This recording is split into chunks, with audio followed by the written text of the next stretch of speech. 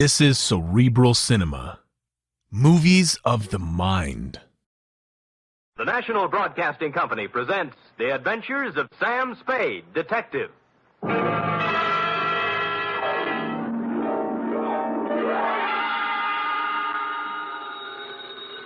Sam Spade Detective Agency. This is Miss Bergamot. Oh, Miss Bergamot, I'm so sorry, pardon? but Mr. Spade isn't in. He ought to be back any moment, however.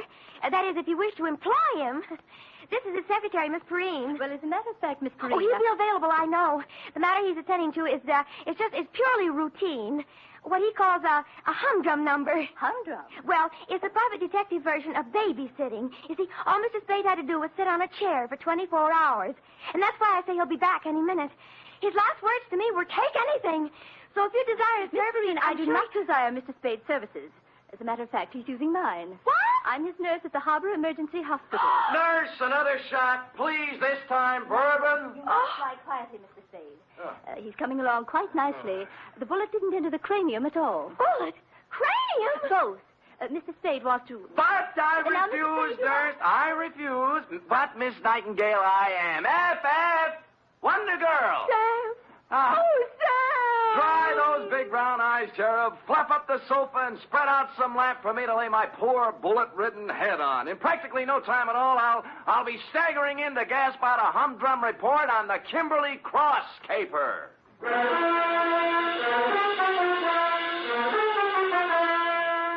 For NBC, William Spear, radio's outstanding producer-director of mystery and crime drama, brings you the greatest private detective of them all in The Adventures of Sam Spade. Hospitals, milk. Enough to break down your whole constitution, give you fits. Sam.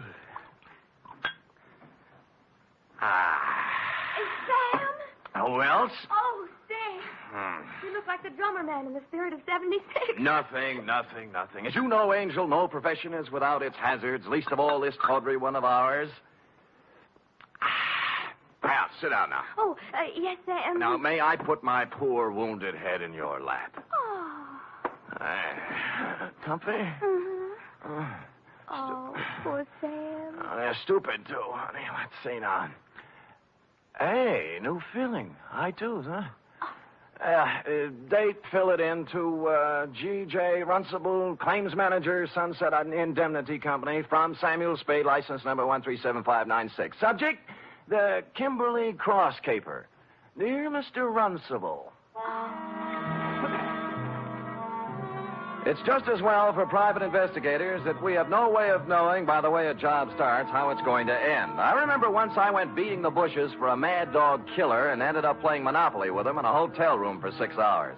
And I remember, too, the time I agreed to take a box of homemade candy to an old lady, wound up with a double murder and a case of arson.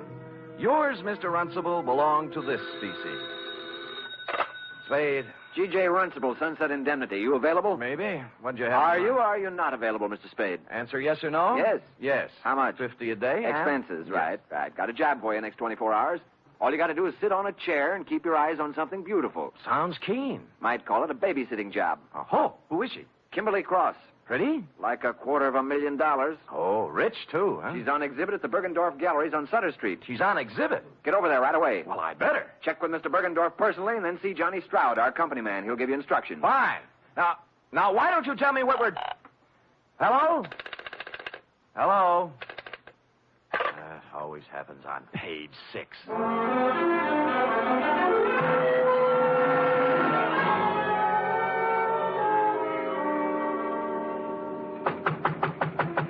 Mr. Bergendorf! Mr. Bergendorf, you! Sorry, sir. The exhibit officially does not until 9 a.m. begin. As you see... It's 8:45. I won't charge you, Mr. Bergendorf. I won't charge you. You can bring out the baby any time now. Mr. Runcible of the Sunset Indemnity sent me. Here's my credentials. Mr. Spade, you are? Mr. Spade, I am, yes. Now, what's with this Kimberly Cross? To a single-horse gallery such as mine comes such an honor only once. Yeah. Today only Bergendorf's is with Tiffany's in the same class. Mm-hmm. Here. Huh? Is picture of Kimberly Cross. Yeah? 14 stones, all blue-white. 8 down, 6 across. Total, $268,000 plus 20% tax. Oh, jewelry. To call this jewelry is to call Elizabeth Taylor a garden variety tomato. Yeah. Is a crown jewel from Thuringia, Mr. Spade. Really? Is part of estate of a dead duke. Is price tag $268,000 plus 20%. Yeah. Where is it? Involved. Time lock. Comes 9 o'clock on the nose, she opens. Then... Yeah, the exhibit begins. Yeah, there's a company man here from the insurance outfit, isn't there? Johnny Stroud. Oh, where is he? He's working concealed. Oh? This man Stroud undercover. Clever stuff, huh? You see, parked at curb across the street, one autobus. Oh, yeah. Department of Public Health, City and County of San Francisco. What, Anti-tuberculosis campaign. Pardon? Is giving to public for free gratis 1 X-ray per citizen for chest cavity. Oh, chest X-ray. Handily parking opposite the Bergendorf Gallery, so inside Mr. Stroud can take for himself a plant. Get it? Clever. The free gratis autobus for chest X-rays was a square-end job, complete with reception compartment, X-ray machine, and attendant. The latter a sincere type with horn-rimmed glasses and white-starched blouse. I use the word sincere advisedly, since he was at the moment doing a selling job on Johnny Stroud. You know what I always say, Stroud? What do you always say, George? You never can tell about a call. You never know. Yeah, you see right there. I got a cold. Maybe. 8 to 5, it's only a call. But 5 to 8, oh, let me take the picture now. No charge, no pain. No dice. Go away. Oh, Spade? Yeah. Good. Come on in. The boss said he was sending you up. Plenty of room back here. You realize you're standing right in front of my X-ray machine? We'll move when you get a customer. Customers, yes. Where are they? Where are those chests? If people only knew that 8 to 5, it may be a cold. Then Did again, you never Runcible know brief you on this, Spade? Yeah, it was brief, all right. How do you make it? 14 vulgar-sized diamonds looking for a buyer. Sunset indemnity insuring Bergendorf against loss during the 24 hours they're on his hands. That's 2 for you. There's 2 against me, too. Oh? Like quite a sunset indemnity need outsider help when they have you. And why are you playing like a movie dick when the sensible thing to do is to sit down next to the exhibit with both eyes open and a rod under your arm? What are you doing, George? I'm testing my machine. Don't let me interfere with you, boy. George doesn't like me. I see that. Well, I guess the boss left out one item, Sam. A tip? Yeah. Last night, some schmo called him around midnight and got him out of bed. Oh? Runcible's a pessimist, you know. When Sunset Indemnity's on the line for $250,000, he tends to get jumpy. Who had the tip? Anonymous. They all are. Right from the oat bin, the guy says. Somebody's going to take a running jump at the Kimberly Cross while it's at Bergendorf's. Needless to say, for the balance of the night, Runcible does not sleep. So today we got reinforcements. Georgie? Yes? I'm going to leave you now, George, to take my post across the street while Mr. Spade... Hey, wait a minute, Johnny. Look, in front of Bergendorf's. The dame? The dame. To paraphrase Bergendorf, calling her a dame was like calling the Kimberly Cross a hunk of jewelry. But that's not what interested me, at least not right then. She was walking back and forth in front of Bergendorf's like a kid at the dentist door trying to get up the nerve to push the button. Quoting from my notes, it says 9:02 a.m., girl, 5'2", blonde, early 20s, gray tweed suit, spent a few indecisive minutes in front of Bergendorf's, finally went in. She came out almost immediately, started west on Sutter, then evidently saw a patrol officer approaching on same side of street, hurriedly crossed toward our post in Public Health Department Mobile Unit number 2 and entered. Hello. Well, good morning. Am I too early for the... Oh, you're just in time. First customer of the day. Let's see now. Name? Martin. Martin. First name? Bernice. Address? 826... She wasn't a very good liar. While she was telling him her name was Bernice Martin, she filled with a leather handbag with the initials PC on it, big enough to read from across the street. George filled the form out, then moved her around to the machine. By now, the cop she was ducking had walked by and turned the corner. Shall I... No, it won't be necessary to take off your coat. Is this all right? That's good. Stand right there. Hold still now. Take a deep breath. Hold it. There. That's all there is to it. You're doing a wise thing, lady. You think so? Certainly. 8 to 5, it's only a cold, but 5 to 8, you never know. Here's your stub with your number on it. We'll notify you in a few days. Thank you. Thank you.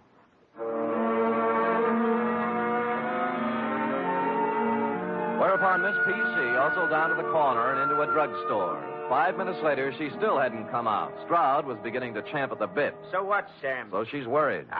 She's ducking cops. She's using a phony name. Or her girlfriend's handbag. Look, I'm going. Hey, wait a minute. I'm sure I've seen her somewhere before. Where? I don't know, but I think it was around headquarters. Now who's playing movie dick? Look, it's 10 after 9. I'll go over and settle down next to the Vulgar Diamonds, and you make yourself comfy with Georgie. If I get busy, out you go, Keep pal. your eyes on the customers going in and out. There's a good loud burglar alarm over the door there, and you can hear it a block away. You see what I mean? It's good and loud. Holy cow. Stroud took the gallery, and I set sail for the corner drugstore, pulling up in 20 seconds flat. She was gone, of course. The druggist was at the fountain, mixing a Coke, which he spilled when I reached across and grabbed him by the lapels. Blonde, you say? Yeah, young, gray suit. I told you, Jack, she just came in here. I know. What do you want to know about her? What'd she do, telephone?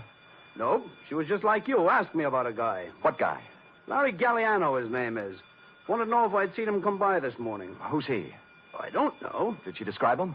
Didn't have to. His picture's on page 1 of the morning paper. Here, take a look.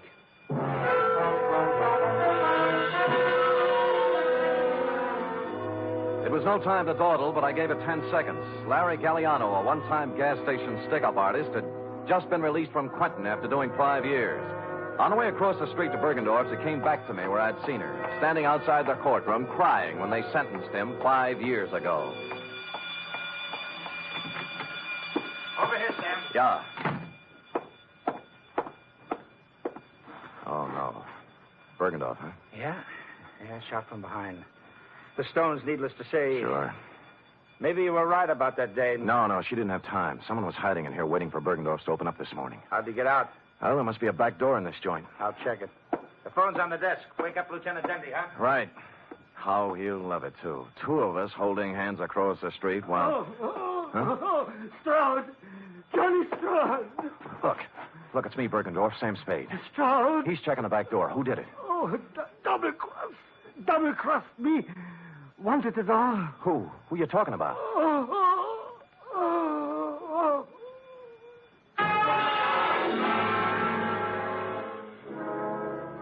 It was as plain as a man in his condition could have made it. Obvious to anyone with average intelligence. But for stupid Sam, it was still a long voyage home.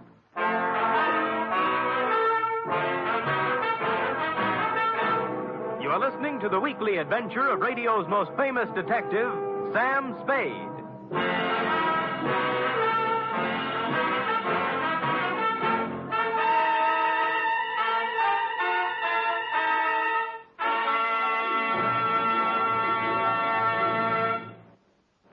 Three chimes mean good times on NBC. There's music for you tomorrow on NBC with the distinctive 4-keyboard styling of the First Piano Quartet. This widely acclaimed and unique musical organization brings you a melodic blend of classical and light classical selections in 4-part harmony every Saturday. And tomorrow there's also a 1-hour concert by the NBC Symphony Orchestra under the baton of Walter Duclos. Featured in tomorrow's symphony performance are works by Sibelius and Schumann. It's the best in music every Saturday with the NBC Symphony and the First Piano Quartet.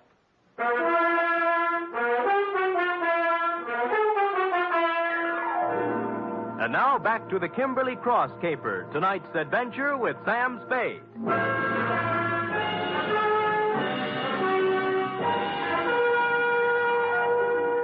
It was a dirty, selfish trick, but I left Johnny Stroud at the Bergendorf Gallery to play Porchese with Dundee and Company, knowing in advance pretty much how the patter was going to run. Then called the Chronicle and found the picture of Larry Galliano had been taken yesterday as he walked out of a flea bag on Mission Street called the Aeolian Hotel. Galliano? Yeah. Sure. I know him. Stayed here night before last. until I found out about him. Oh, found out what? Yeah, that he was an ex-con. Wow. This here's a respectable house, mister. We don't cater to felons, misdemeanors, or any other members of the demon. Demon. Yes, indeed. So, when I found where Galliano come from, why... Yeah. Now, look, did he give you a forwarding address? I don't know. Let me see, son. Yes. Oh, yeah. Christopher Apartments on Jones. See. See, you're in luck, young man. Yeah, my girlfriend's a landlady over there. Now, looky here. Don't you sweet talk her now.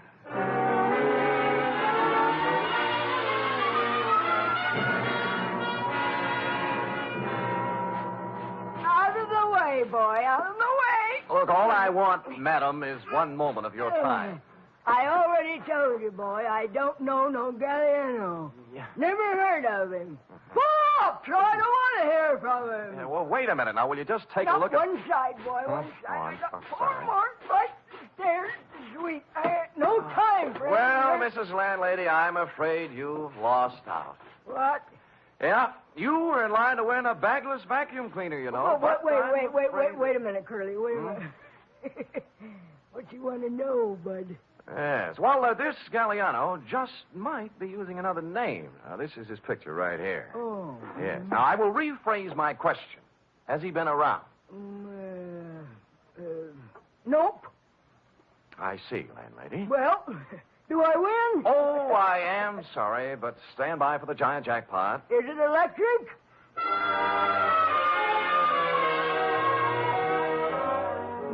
I patted her cheek, made a detour around her, and left, figuring to check with the parole board. But as I was climbing into the cab in front of the building, a stray thought hit me, and I went back to the doorway and cased the nameplates again. This time for someone with the initials I'd remembered seeing on the blonde's handbag, PC. I did better. Patricia Conroy was living in apartment 402. I buzzed 4 times, then tried the door. It was open. I gave the living room and bedroom a fast toss, moved on to the kitchen, and cased a hamper full of laundry on the back porch. Result, nil. I'd about decided I was in the wrong apartment when I noticed something that changed my mind.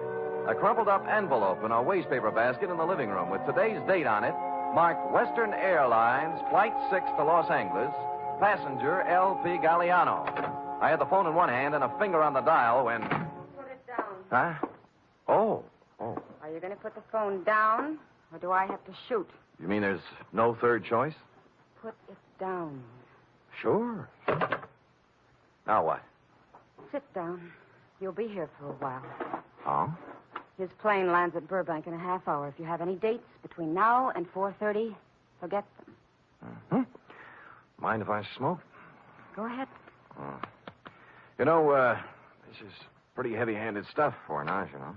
I've grown up a lot in the last 2 days. Not enough, honey, or you wouldn't be stooging for Galliano. He can't run away from this kind of a rap, you know. 48 hours. That's how long Larry's been out of the pen. Well, he didn't waste any time getting back in stride. Look, what's your name? Spade. Spade, what if I told you Larry Galliano had nothing to do with it? I might give you quite an argument. And I don't feel like arguing, so I'll just tell you. Good. Someone offered him the job at Bergendorf's the day he got out. Larry thought it was legitimate until he heard a couple of things by accident. Like what? Like getting hired to play fall guy in a phony robbery. You mean Bergendorf was in? Sure, till this morning. Uh-huh. They figured Larry'd be a handy guy to have hanging around with his big, fat prison record when the diamonds disappeared. That's what he told me, and I believe him. I love him. Whether or not you believe or love me or him, I do not care. I also do not care what kind of a rap you pin on me when this is all over. All I want is time, enough to do a couple of errands. Now, hoist it out of that chair and put it down in the closet there. You hear what I said? Yes, ma'am.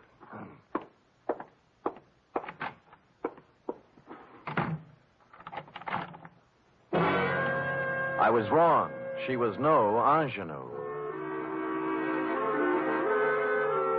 Happily, the closet had a light in it, so I settled down on a hat box and read some old copies of Mademoiselle until 5:30 when I heard the door close. What with soundproof outside walls, no window, a double slab door with a lock she thoughtfully filled with gum, it was almost 7 when I got back to my office. The next move, of course, was to call Lieutenant Dundee and wise up the Los Angeles police on Galliano. I picked up the phone and put it down 4 times. There was no use kidding myself. The yarn she told was pretty wild, but there was something about the way she told it. And I believed her. Spade. In here. Mr. Spade. Yeah. You remember me this morning, huh? Oh, George, yeah. the technician from the X-ray mobile unit? Yeah, George, what's on your mind? Funny thing, that girl, 34 chest, you remember the blonde? Oh, yeah, I remember her very well, George. What about the blonde? Well, I tried to call her. Operator says there's no such number, and the company has no record of a Bernice. She was using a phony moniker, George. Her name's Patricia Conroy. Oh, now why would she do that? Well, a girl's got to be careful, you know. She does, for sure. How come? How come? I kind of took an interest in her case, you know. I rushed the pictures through as soon as we closed up tonight. She's an incipient case. Oh? Yes. I wanted to wise her up right away. You see, here. Oh. This is... No, this one's Johnny Stroud. I took it when he wasn't looking. Told him I was testing. He was right at that. Nothing wrong with him. But I always say you never know. Yeah. How about the girl? How about the girl? Cold. Oh, yes. Yes. Here, now, look. You see this shadowy part here? Yeah? Hey, wait a minute. I wasn't looking at the shadow part. I was looking at something at the left side of the picture, right where the inside coat pocket would be. The clear black outline of the Kimberly cross. You mean she had the thing? Yeah. Give me the phone. Well, I thought it was one of those clip gimmicks the girls wear on The phone. Oh. Spade. Johnny Stroud. Look, I got news for you. I got news for you, too. I spotted that blonde again. Where? In the bar on Kearney Street. Talking to guess who? You mean Galliano? Who's he? Never mind. Who was she drinking with? Papadopoulos, the biggest jewelry fence on the coast. Where are you now? Outside her apartment. Jones near Post. I think the number's... I'll be up in 5 minutes. Look,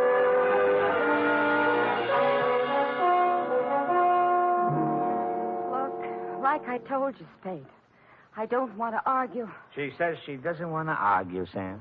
Too bad. I don't mind telling you I'm a little burned up, baby. I fell for that line you handed me this afternoon. I didn't even mind sitting in your closet for 2 hours. What's that? Sure, she's got a 32 tucked away here somewhere. Had me looking up the barrel while she dished out a lot of... Who's got the cross, honey? You or Galliano? We don't know anything about it. Then what were you doing in that bar with Papadopoulos? Larry said whoever had it would try to move it through him. I thought I could get to him, but I was wrong. How does that sound? What do you think? Look, I walked into Bergendorf's this morning. Why'd you run out? The vault was open. Furniture was overturned, and Bergendorf didn't answer when I called. I figured it was a setup for Larry to check in, and he was on his way, so... It does sound phony, doesn't it? It sure does, honey. I had a lie, I guess. I could make up a better story than that. Oh, you're doing great. Why'd Larry blow Tom? You need a diagram? He was scared. What chance is an ex-convict when it's his story against someone else's? What did you do with the 32? In the drawer. Over there. Now, here's the big question, honey. I can't tell you anything else. Where are the diamonds? How do I know? How do I know? Look, you're a real modest girl, Patricia. As a liar, you're sensational. I'm not lying. Oh, believe me. You had the Kimberly cross in your inside coat pocket when you came into the wagon this morning. What are you talking about? I'll get it. The X-ray, baby. Take a look. You asked for a diagram. There it is. In your inside left pocket. Oh, wait a minute. Hello? Mr. Spade? Yeah? This is George, the technician again. This is all wrong. Hold it, George. Let me see that. I don't have any inside pockets. Look, I'm wearing the suit right now. Hold it. George, what is it? Well, I got to worrying about that print of Miss Conroy's, the incipient case, 34 chest. Yeah, what about it? I called the lab and they checked again. It's a mistake, Mr. Spade. A switch. It belongs to someone else. Who? Johnny Stroud. Oh. Oh, well, George, you won't have to worry about making more extra prints. What? The ones you have will do. Huh? Yeah, thanks. Thanks a lot, George. George is getting worried. Extra prints? Yeah, I had him run off a batch. Evidence, trial, DA's office, you know. Now, let's take her in, huh? Just a minute. This is crazy. I have no inside pocket. How You wouldn't argue with a picture, would you, honey? Give me the gun, Johnny. We'll take her in together. No, wait. I want to settle something else. Johnny, you're pointing that thing at me. It might go off. Yeah, it might have that. What's eating you, Johnny? I know what's eating him. He's... Shut up. You aren't a very good liar either, are you, Sam? There aren't any extra prints. Well, there's always George. In a couple of hours, there won't be any George. Now you shoot.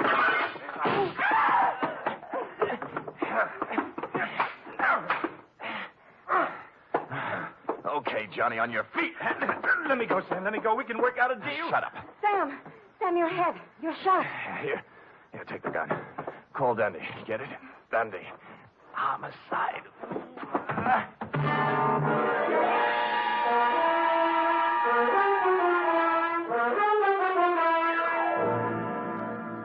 And the next voice I heard belonged to cool, brisk Miss Bergamot of the Harbor Emergency Hospital. Period.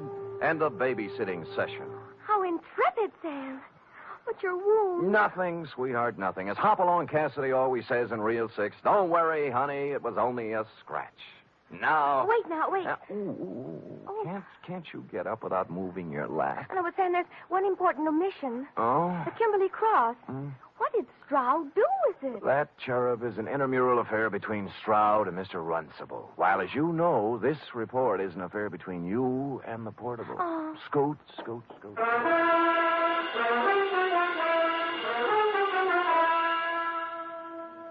3 chimes mean good times on NBC. There's music and mystery for you tomorrow evening. For music, it's your hit parade, bringing you the top tunes in the land with Eileen Wilson, Snooky Lanson, and Raymond Scott's orchestra. For mystery, it's The Man Called X, starring Herbert Marshall as an intrepid adventurer in international intrigue who travels wherever there is mystery, danger, and romance.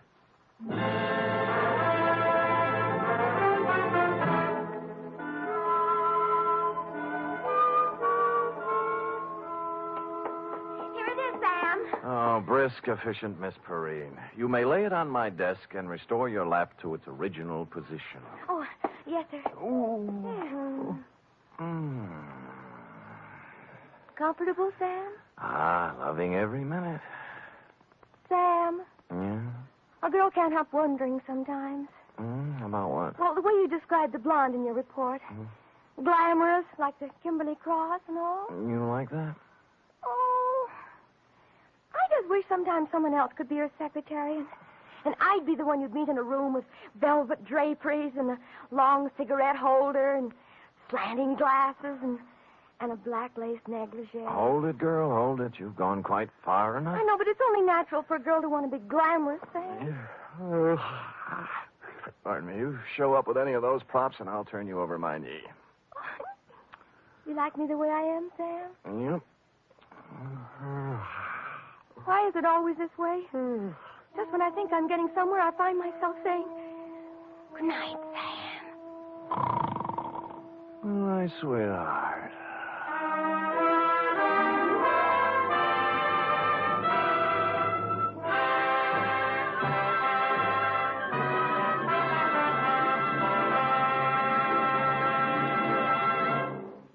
The Adventures of Sam Spade are produced, edited, and directed by William Spear. Sam Spade was played by Stephen Dunn. Lorene Tuttle is Effie. Also in the cast were Wally Mayer, Fritz Feld, Georgia Ellis, Sidney Miller, Olin Soule, Alice Wellman, and John Monahan. Script for tonight's adventure by Harold Swanton. Musical scoring by Lud Gluskin, conducted by Robert Armbruster.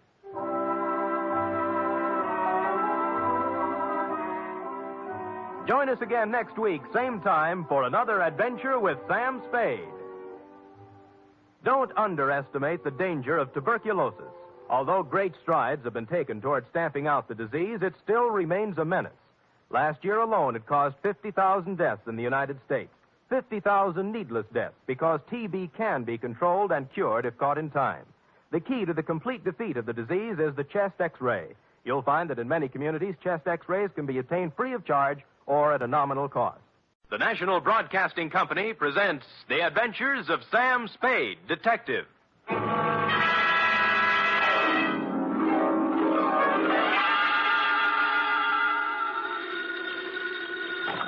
Sam Spade Detective Agency. Me, sweetheart. Sam! I heard you were hobnobbing with the wealthy set of our city. If what I was doing is their idea of hobnobbing, I'm glad I'm in the lower income brackets. What do you mean? What happened? I will only reveal that, Effie, in the intimate secrecy of our office. Was it that bad? Worse, Emotions ran amok.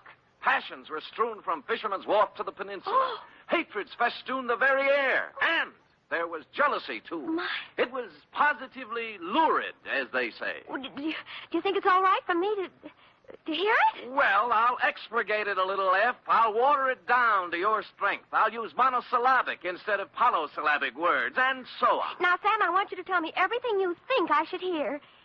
And then just a little more. It's a deal, F. Prepare yourself for listening, and I will shortly make my entrance with a saga of society skullduggery, the lowdown on the uptown and all that. Now, if we need a name for it, why not call it the Vendetta Caper or the Revenge of Monte Cristo?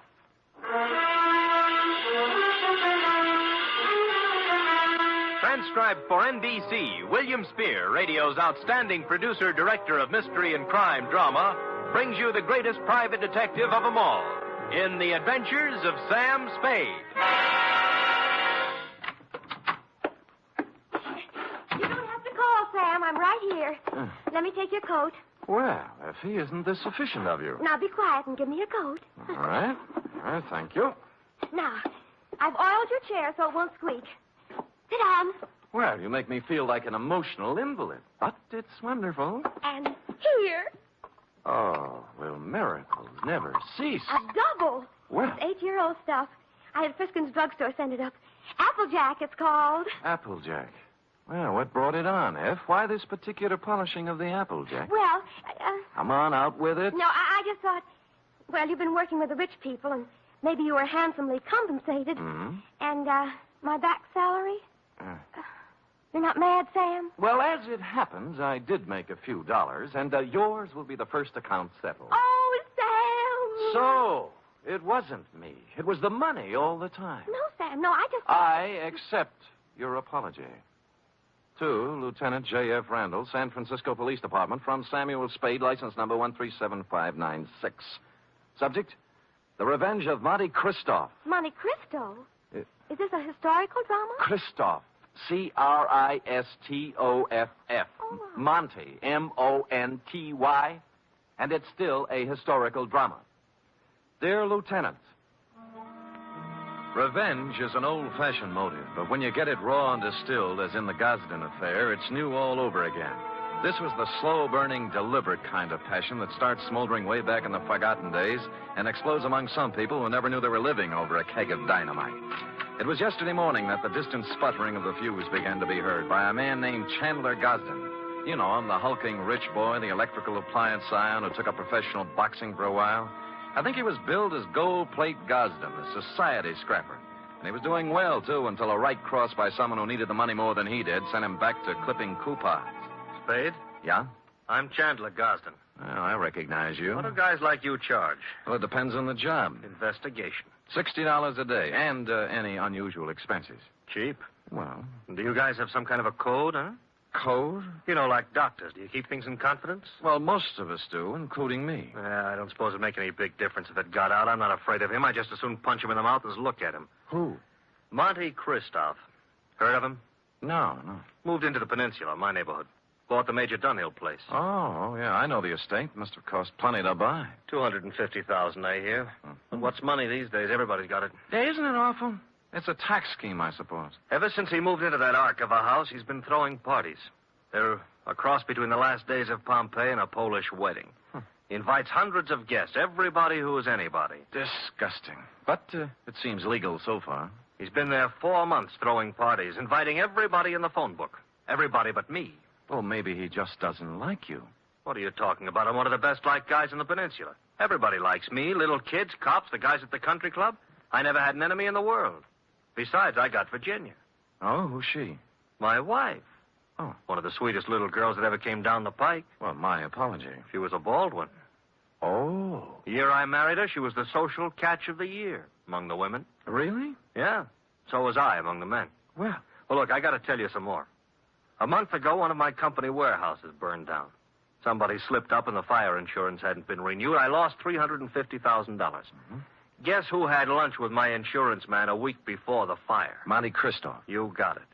Next thing is, the rumor gets around that the Gosden Electrical Company is on the verge of bankruptcy. No, of course it isn't. Absolutely not. A gossip columnist reports that I'm going to close up shop and beat it to South America with what dough is left.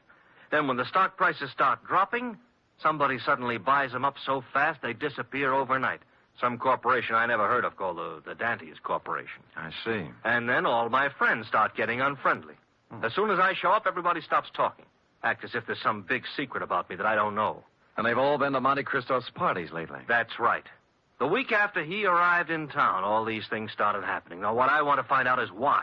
I don't even know the guy, but he's making a big change in my life. Well, it sounds like you're entitled to know. I don't know how far I can get. The best I can do is find out who he is, where he comes from, who his friends are, all those things. Okay, you're hired. Now, find out everything about this Monte Cristo. I got to know what's going on. I'm sorry, Chandler. I wasn't able to get here when you said. The traffic was absolutely unbelievable. Cars everywhere. They must be giving cars away these days. Everybody has one. I think we should get a helicopter. Mr. Spade, my wife, Ginny. Well, how do you do, Mrs. Gosden? Chan, I hope you haven't lost your head and blabbed everything to him. I told you these sort of men weren't trustworthy. I beg your pardon, madam? Look, Ginny, I told him, and he's a good guy. Well, if you just want to go around giving your life secrets... Oh, shut up, will you? I'm the man of the house. Really? And I suppose I count for nothing? Oh, no, forget it. Spade, I'm depending on you. Don't let me down. You wouldn't think a millionaire would be hard to biograph, but I came up with very little information on Mr. Monte Cristo. He'd arrived in town 4 months ago, stayed 10 days at the St. Mark Hotel, then bought his house. He had a bank deposit running into 7 figures. He had no known business connections, just money. The register at the St. Mark said he came from Chicago, and an airline company verified that he'd been a passenger aboard one of their ships from the Windy City. This was as far as I'd delved when my place of business was entered by a man in powder blue livery. You Spade? The same. Mr. Monte Cristo sent me to pick you up. I see. Up for where? For his mansion on a peninsula. Oh.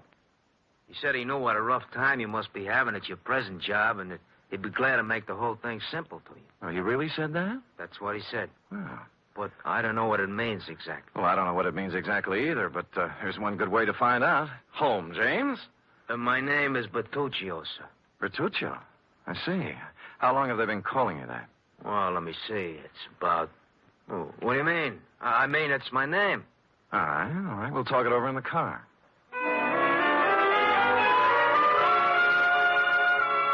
The car was long and blue and smooth. I'm as democratic as the next guy, and I would just as soon have ridden up front with Bertuccio, but no, he wouldn't hear of it. I had to ride in a back seat with a window of bulletproof glass separating us.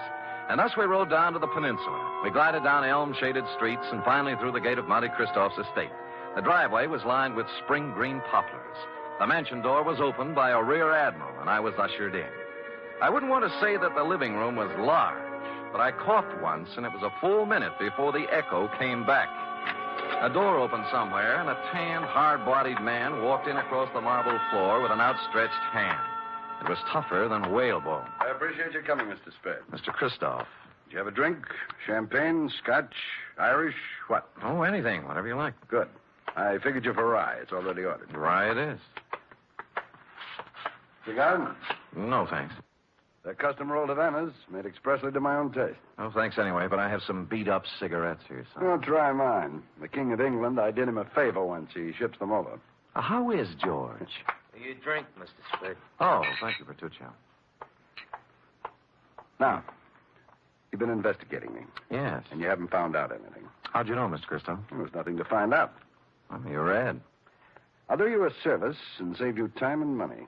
Well, that's a handsome offer. I accept. I was born in Michigan to a prosperous lumber family. I went to Phillips Andover and Harvard. Well. Mark's fair. I served with the Army in the recent war. Major. Military police. Wounded twice. Uh-huh. Parents died while I was in Italy. I inherited enormous lumber holdings, which I sold. Hence my bank account. I like San Francisco. Came here, settled down. Well, you're very kind, but I don't need all this information. I have more money than a man can spend in a lifetime. And by that, I don't mean to boast. It was an accident of birth. Yes. Now, Mr. Christoph, I'm only trying to find out. I know what you're trying to find out. Chandler Gosden put you on my trail. Well, there's no need to deny it. And what would you take to get off my trail, Mr. Spade? Well? New car, a selection of fine liquor, a better job, cash? All rather enticing, but I'm afraid you've misjudged me, sir. I only work for one client at a time. Is there anything wrong with switching your allegiance? Well, I'm afraid it wouldn't be cricket. Is that the way they say it at Andover? Very well. Huh. Then I'm afraid I've given you all the information I can about myself. Well, you've been very generous. But just one other thing. How long did you live in Chicago? Chicago? Yes. I never lived there. But you flew here from Chicago. Oh, that. I was just there on business. Uh-huh. Well, if you say so. Bertuccio is outside with a car. He'll drive you back to your office. And with that, he turned and left me. Outside, Bertuccio was waiting. Impassively, he ushered me into the limousine and started out. Only we didn't head for my office. Instead, we seemed to be leaving town.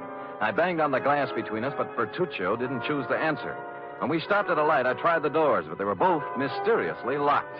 I was a prisoner in a moving jail. I made desperate signs to passers-by and traffic policemen I knew, but they just smiled and waved back at me. It was all very jolly. So I sat back and waited. About 20 or 30 miles out of town, we pulled onto a lonesome road and stopped. Here we are. Well, just where are we and why? Now, don't blow your top. Christoph told me to take you out here and to give you this. Oh? What's in the envelope? Money. $2,000 to be exact. Well, that's a lot of grands. They're going to do a lot for you. You're going to take it and keep going north. 48 hours will be long enough, just so you keep out of Frisco. Well, just so you know how I stand, I'm going back. You know, I was hoping you'd say that. Now I can do things my own.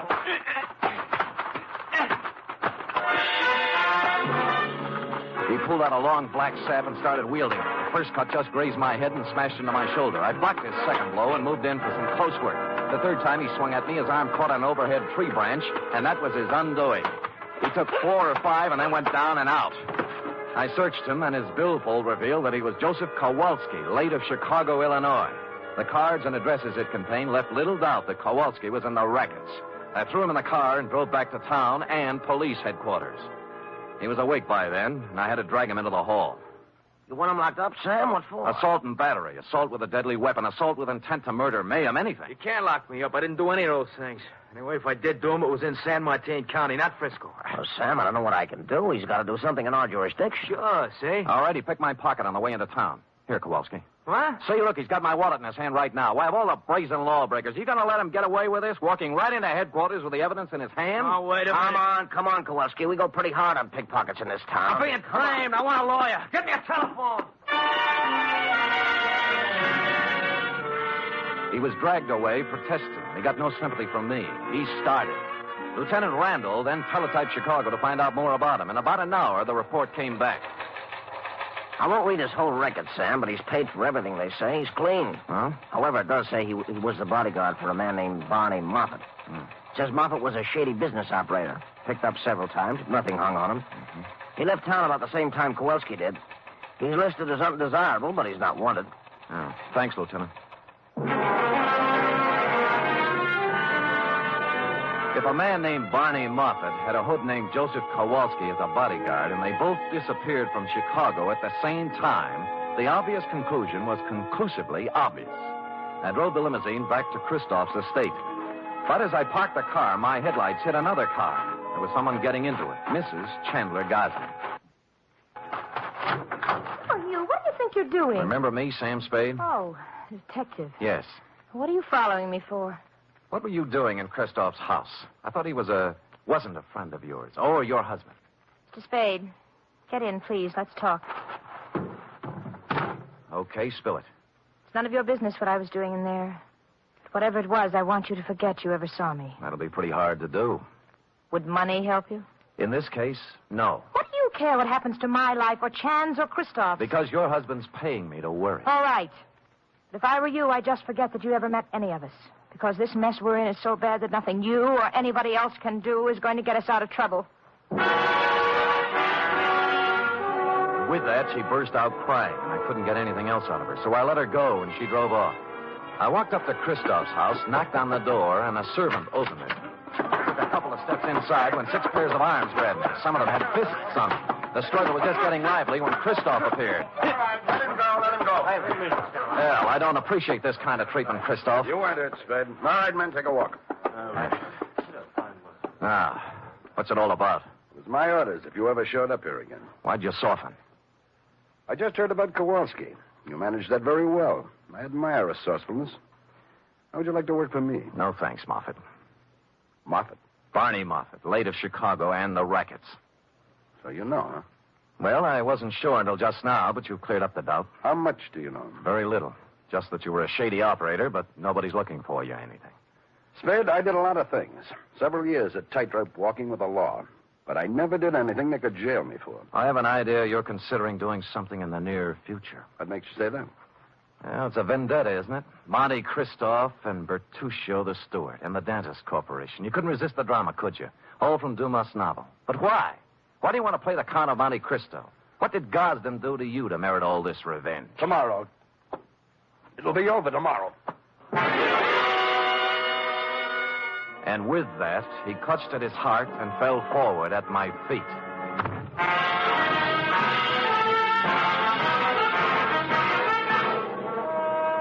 You are listening to the weekly adventure of radio's most famous detective, Sam Spade.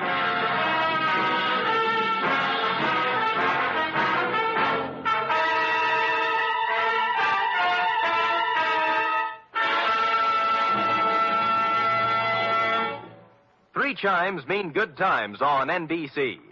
If you've been searching for mystery on Saturday night, put away your magnifying glass and follow these clues.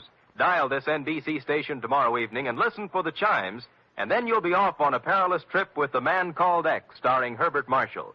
And if you've been searching for music, too, on Saturday, then Eileen Wilson is your dish as she stars in Your Hit Parade with Snooky Lanson and Raymond Scott's orchestra. And now back to the Vendetta Caper, or The Revenge of Monte Christoph, tonight's adventure with Sam Spade.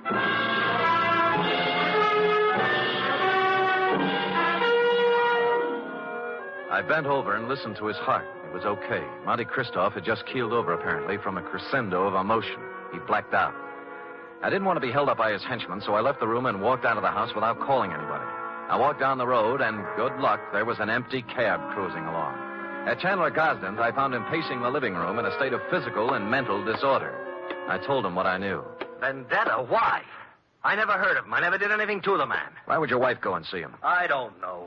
Why don't you ask her? Because she hasn't been home all day, and here it is 1 o'clock in the morning. She's still listening. Tell me, is there something special happening tomorrow? Christoph seemed to think that everything would be settled tomorrow. It's our annual corporation election, just a matter of form. I'm elected president. A few other people voted into office, always the same people. Well, then he must plan to swing the election his way. Maybe put you in office. Got a fat chance of that. I don't care how much stock he buys. Ginny owns 10%. I own 41. That's 51%. If he bought 49% in the open market, that still wouldn't be enough. We could still outvote him. You're sure you've got the stock in your possession? Sure. I saw it last week when I was down in the hall looking for my birth certificate. Stupid me. Forgot I don't have a birth certificate. Huh? No, that must be Edson, my lawyer. Called and said he had something on his mind. Chandler, I have bad news for you. It can wait. No, it can't. This is Sam Spade, Ralph Edson. How do you do? Spade. Now, Chan, listen to me. All right, what's biting you? Just this. We're liable to lose that election tomorrow. What are you talking about? We can't. I just found out that Monte Christoph has 59% of the voting stock in Gosden Electric. 15? He can't have it. Oh, look, wait a minute. If my wife sold her stock, he could have 59, couldn't he? He could. Spade. Huh? Are you positive you saw her coming out of Christoph's house? I'm afraid I did. I'm going to find her. And if she sold any of her stock to Christoph, I'll kill her. I tried to dissuade him, but he brushed me and the lawyer aside and ran out of the house. I called the police and told them to try and find Virginia Gosden before her husband did. Then I went looking myself. The first place I tried was Monte Christoph's mansion. There were lights on, so I entered, gun in hand. I didn't have any time to dicker with servants and bodyguards. Christoph appeared in a matter of seconds. All right, Spade, what is it you want now? Virginia Gosden. She hasn't been here since the last time you saw her. You know where she is? Haven't any idea. Well, if you know, tell me. Her husband's looking for her with homicide in his eyes. I can't say I'm sorry. Well, that's a nice sentiment. She sold you her stock in the Gosden Company, didn't she? Since you seem to know about it, yes. Why? She in love with you? I think maybe she is. And you're in love with her? She's a stupid, empty-headed nothing. I can't stand the sight of her. I hate her. Now, hold it now. You'll knock yourself out again. Yes. Come over here.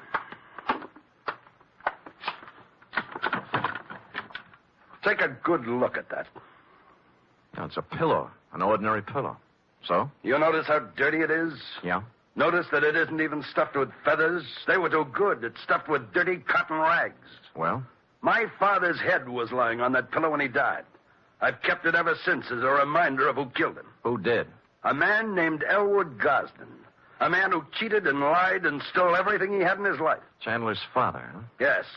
My father and Elwood Gosden had a hardware store once. My father invented an electric iron. Ever heard of the Gosden iron? Yeah. It should have been the Moffat iron. Elwood Gosden stole the plans from my father, registered them first, and then drove my father out of business. He made a fortune out of it, and then went into other electrical appliances. Well, things are beginning to gel now. My father became a peddler and died poor and broke and ill. My mother died 20 years before she should have from overwork, while the Gosdens grew fat and respected on the Moffat brains. So you started your vendetta, huh? I started it the day my father died. I set out to make one thing in this world, money. And I made it in handfuls. You can look me up. Barney Moffat, Chicago. Gambling, black markets, gun running, slave trading, anything and everything that had a big profit in it. And then I set out for San Francisco to break that Creighton son of Elwood's and his whole family. And on the way, you lost a guy named Barney Moffat. What difference? Huh. Look, you've got money now and everything you need. Why go on with it? I don't care anything about money. I only want to use it against them. Do you know why I had all those parties? To buy stock from people. Yes. Stock in the Gosden Company. I paid twice, 3 times what the shares were worth. But right now, I own 59% of the Gosden Enterprises. And tomorrow morning, when the two of us meet at the stockholders' meeting, I'm going to vote him out of office and take over the company. And then, I'm going to drive it right into bankruptcy. And you got Mrs. Gosden's stock by making her fall in love with you. I had to. Don't let's talk about it anymore. About Chandler Gosden, he's a man with a very short and violent temper. He might come gunning for you. That's just what I hope he does. Ask the man at the door to show you out.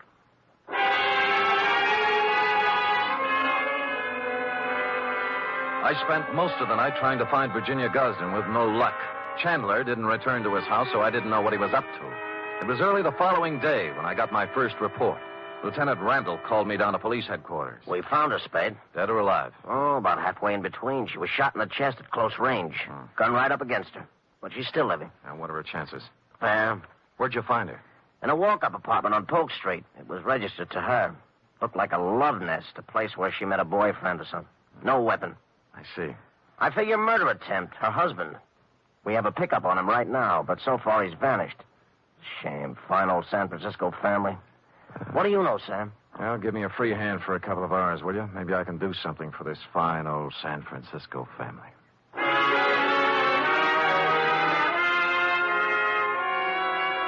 I had no more idea than the police where Chandler Gosden was at the moment, but I had a good idea where he might be later in the morning. I put a call into Ralph Edson, his lawyer. The stockholders' meeting of the Gosden Company was to be held at 11 o'clock at their executive offices. Edson got me in, and at 5 minutes to 11, Monty Christoph walked in. There were 3 of us. None of us spoke.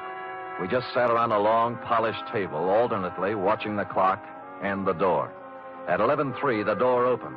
Chandler Gosden stood there, rumpled, red-eyed, vicious.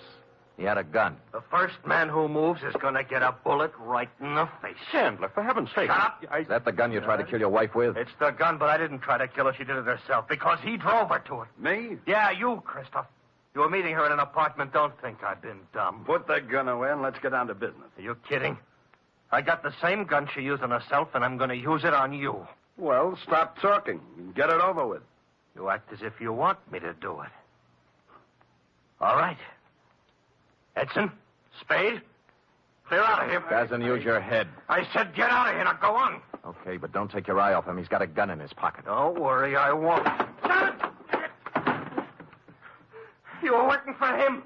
Working for him all along. Everybody was. No, now listen to me. He wanted you to kill him. He doesn't care about himself. He just wanted you to be put away for murder. Spade, this is our affair, not yours. Now, look, both of you shut up and listen. This is a tough thing to try to settle something that's been boiling up in you, Moffat, ever since you can remember. You spent all of your grown-up life trying to get back at the wrong man. It appealed to some ironical sense of yours to carry out the Monte Cristo revenge story. Now, let me ask you this. You remember all about Monte Cristo and how he ruined the people who had ruined his life and how his father died heartbroken. But do you remember the end of that book? Go on. He found that he couldn't bring himself to revenge the wrongdoings of families on their innocent children. That reads good in a book, but I don't feel that way. Well, maybe you will when you hear this. What? This man right here that you spent 20 years getting ready to ruin is not even a Gosden. Huh?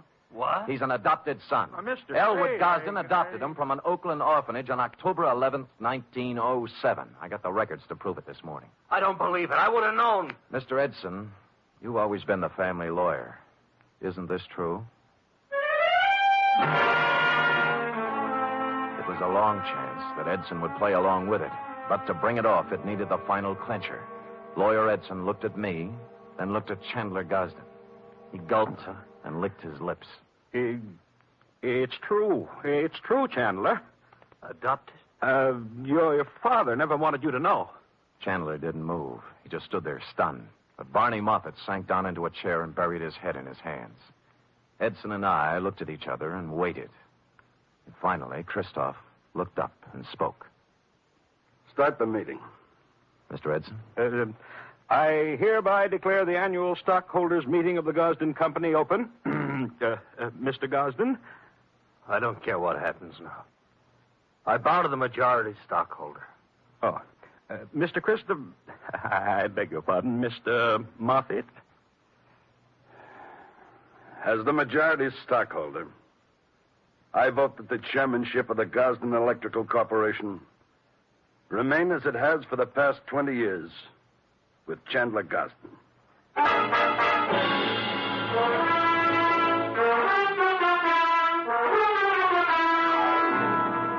Period. End of report. Oh, Sam, you were magnificent. It was rather a stirring scene, wasn't it? I was good.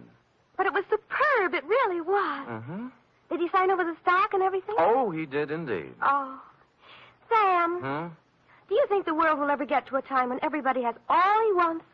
And instead of trying to get more, everybody spends his time just trying to enjoy life? Well, you know best, Effie. Do you really believe that, Sam? Well, you've got to believe something. It's better than nothing. I guess. I have a theory, too, Sam. Well, spout it out. Well, if everybody in the world picks somebody else to be nice to, there'll never be any more trouble anywhere. How do you figure that? Well, before you can be nice to somebody, you have to think nice thoughts, see? And once you start thinking nice thoughts, well, you can see how silly the bad ones are. Effie, come here. You know, I might just put you up as a candidate for a chair of philosophy at Columbia. Oh, Sam. I know who you picked out to be nice to. Me. True. And I picked you. Good night, Sam. Good night, sweetheart.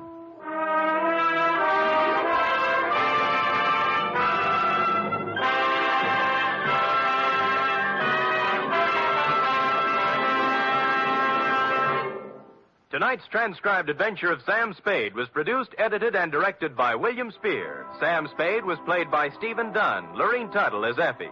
Script for tonight's adventure by John Michael Hayes. Musical scoring by Lud Gluskin, conducted by Robert Armbruster.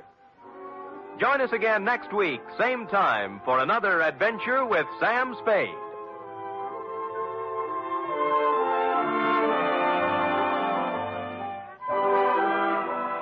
Tomorrow, Dennis Day and Judy Canova entertain you on NBC. The National Broadcasting Company presents The Adventures of Sam Spade, Detective.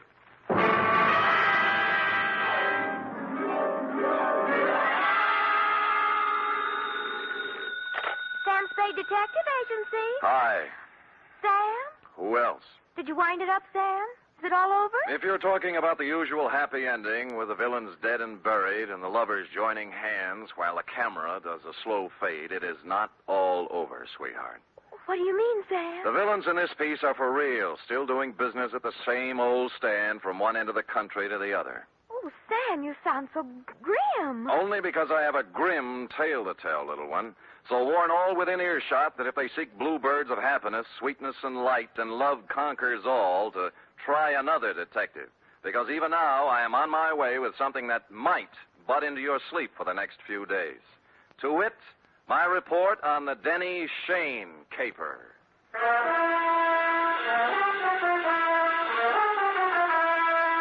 For NBC, William Spear, radio's outstanding producer, director of mystery and crime drama, brings you the greatest private detective of them all, starring Stephen Dunn in The Adventures of Sam Spade.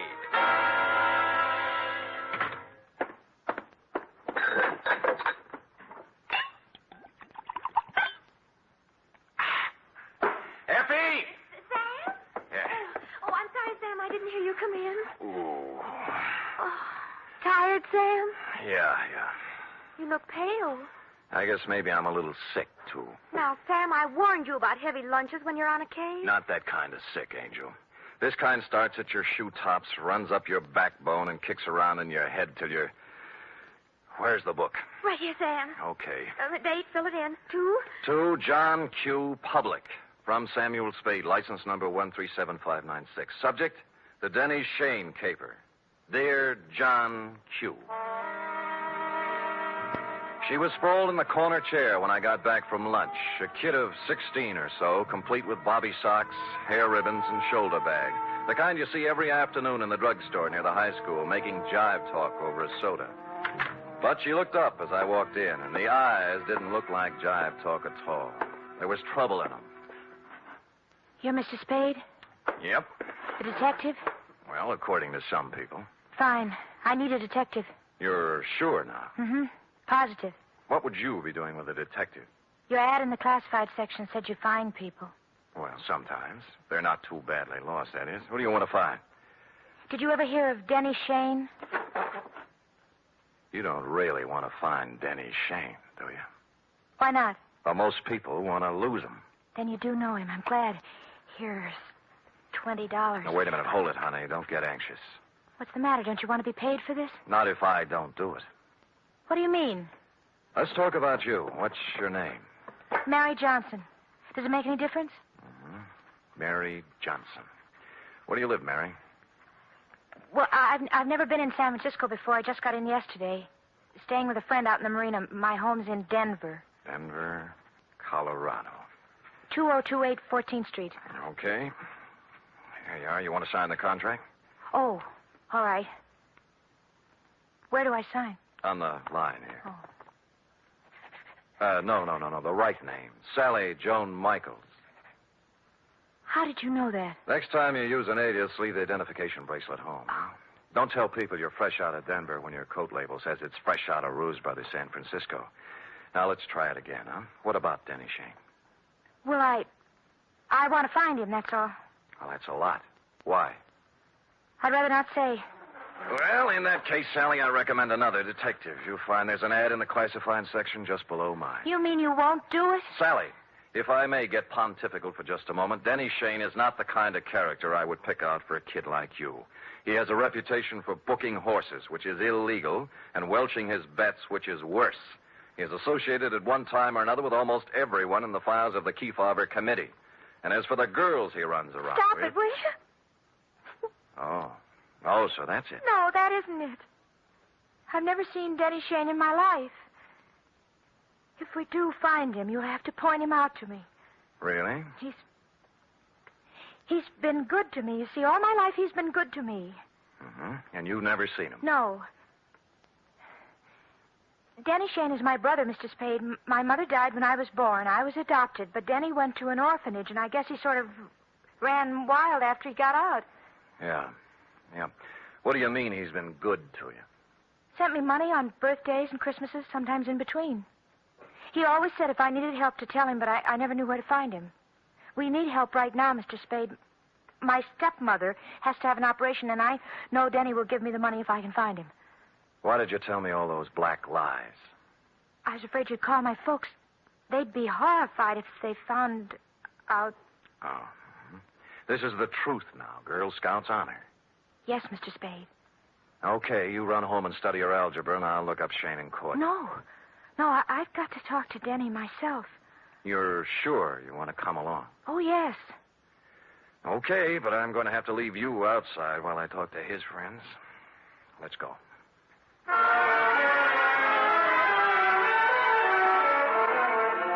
I hadn't seen Shane since 3 years ago when he conned a client of mine out of $3,000 on a phony mining stock deal.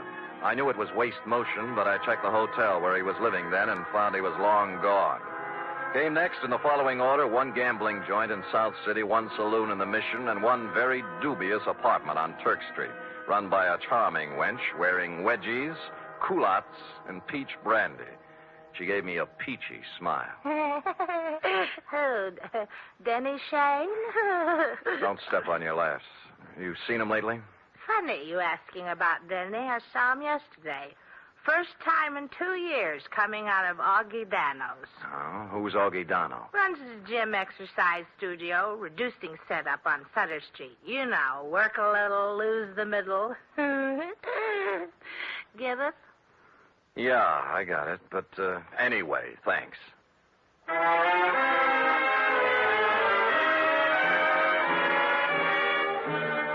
So we took off for Augie Dano's. We'd been together 2.5 hours so far and exchanged maybe 2.5 sentences. She just sit quietly in her corner of the cab with her hands folded on her lap, looking straight ahead.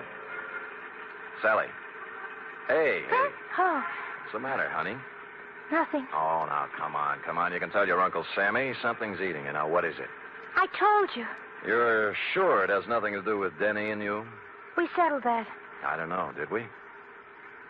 You know, I got an ache in my bad knee. Is that good? Nope.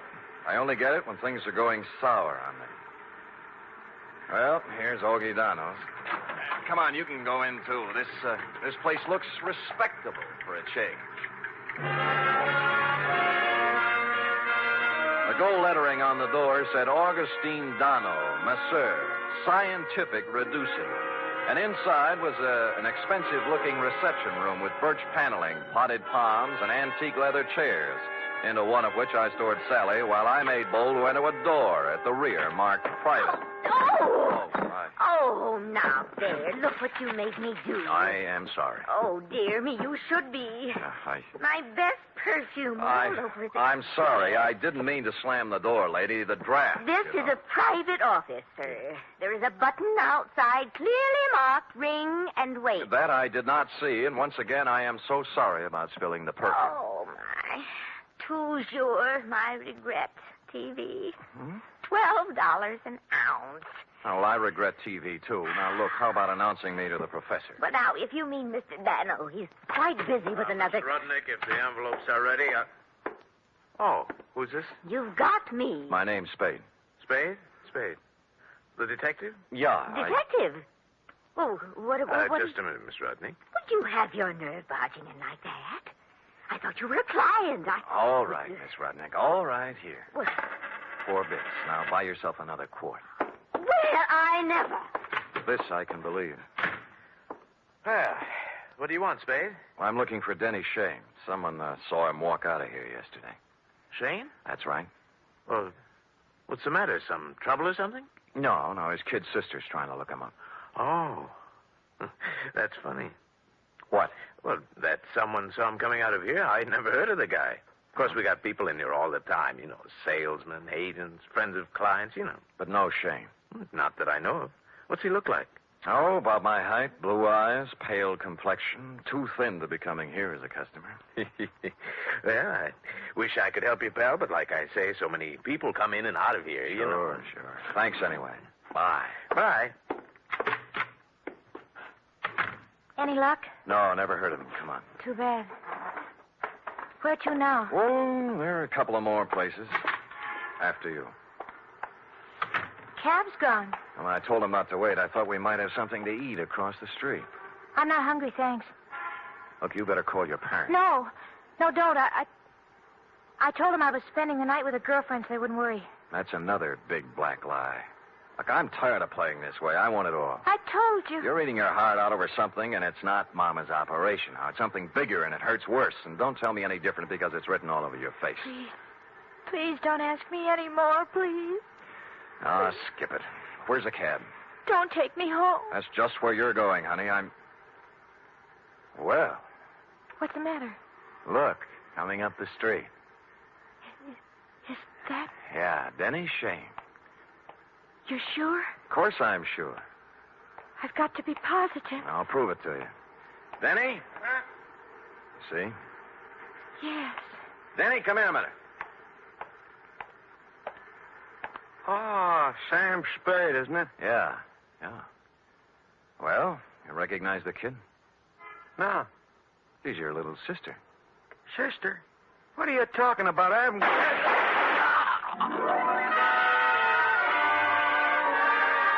It all happened in less than a second. So hard, so fast, so horrible, it froze me in my tracks. The shoulder bag flew open, there was an automatic in her hand, and then Denny Shane was dead on the pavement, and she was turning toward me, her face a sick gray color, handing me the gun, handle first. There. It's done now. You can take me to the police.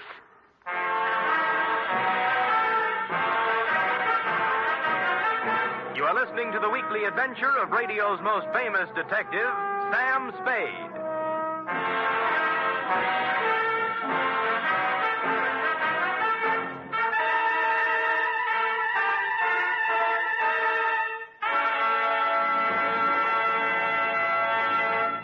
Three chimes mean good times on NBC.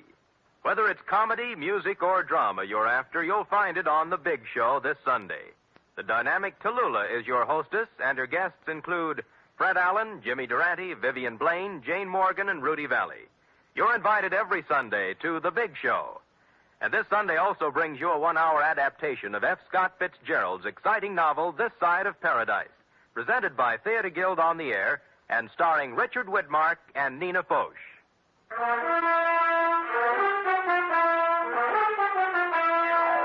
And now back to the Denny Shane Caper, tonight's adventure with Sam Spade.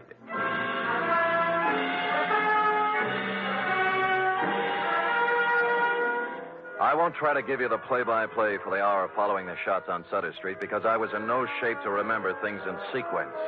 In less than a minute, we were in the center of a milling crowd. Cars jammed up. Horns began to blow. Then the morgue wagon and a squad of homicide dicks and flash bulbs going off like firecrackers. And Sally standing them all off with a frozen gray expression on her face that never changed. While I stood at her elbow, me, Sam Spade, who'd seen Lord knows how many murders, with rubber in my knees and a feeling in my stomach like I was going to be sick. Finally, the squad car picked us up and headed for Dundee's office. Mr. Spade, Yeah? I've been waiting for you to ask me why I did it. I thought I'd leave that for the professionals. It won't do any good to ask me, Mr. Spade. Please tell him that, will you? It'll save all of us a lot of trouble. Everything I told you was a lie. I had to make a take to me to him some way because I didn't know what he looked like. I hope you know what kind of a stew you jumped into, Sally, because from here on it's going to be pretty tough. I don't care what they do to me. I've had nothing to live for a long time now. What do you mean? Sounds stupid, doesn't it? 16 years old and nothing to live for. Ah, Sally. Tell them not to ask me any questions. Tell them I'm guilty. Sentence me or do whatever they do. I'll never tell them why. I'll never tell them why.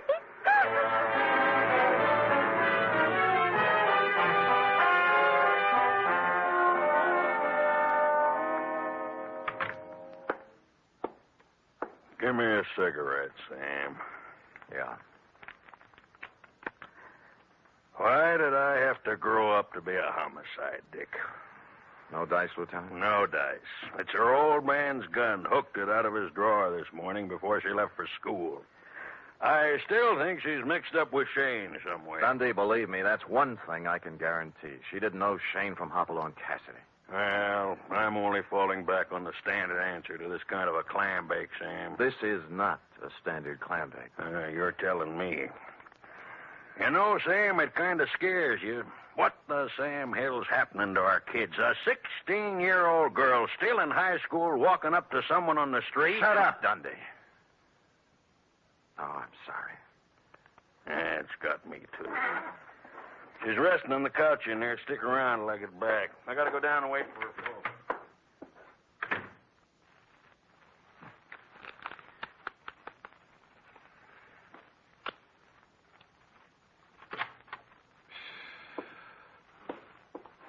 Oh, excuse me. I saw the lieutenant go out, and Come on in, sit down. I'm a friend of Sally's. Do you think I could talk to her for a minute? Well, I don't think she feels like talking. Look, I got to, mister. I got to talk to her. What's your name? Eddie Tucker. I go to school with Sally. I've been waiting for 3 hours outside for a chance to talk to her. Can't I, please? What's it about? It's kind of personal. Okay, through the door there. Oh, thanks. And leave it open. Yes, sir. The minute he went in, I slid along the wall into a corner between the door jamb and a file case. And through the doorway, I could see them both in a mirror on the far wall of the inner office. Sally, What are you doing here? I had to see you, Sally. I heard about it, and I had to see you, that's all. You're wasting your time, Eddie. It's all over and you know it. You shouldn't have done it, Sally. You know what I promised you. I know what you promised me all the other times, too. This was for keeps, honest. So are the other times. All right, look. Look at this, see? Out the window. Watch. Now do you believe me? Eddie, it's not your fault anymore. I don't blame you, honest. All those promises... I'll keep this one, Sally. Honest, I will. No. You're a zombie, Eddie. You know what a zombie is? Someone who moves and walks around, but who's dead inside. Go away. Now. Go away. He got up slowly and walked past me out the door, rosy-cheeked, 17, with a tired, old man look in his eyes. A few minutes later, the matron came by, and I left her with Sally. The window in Dundee's office opened onto a second-floor roof below, and directly beneath it, I picked up what Eddie had tossed out. A set of car keys in a leather case, plus a third one that looked like it belonged to a school locker with the number 339 on it. And written in ink on the leather inside, like a memo, was Denny Shane, 778 Turk Street, apartment 4.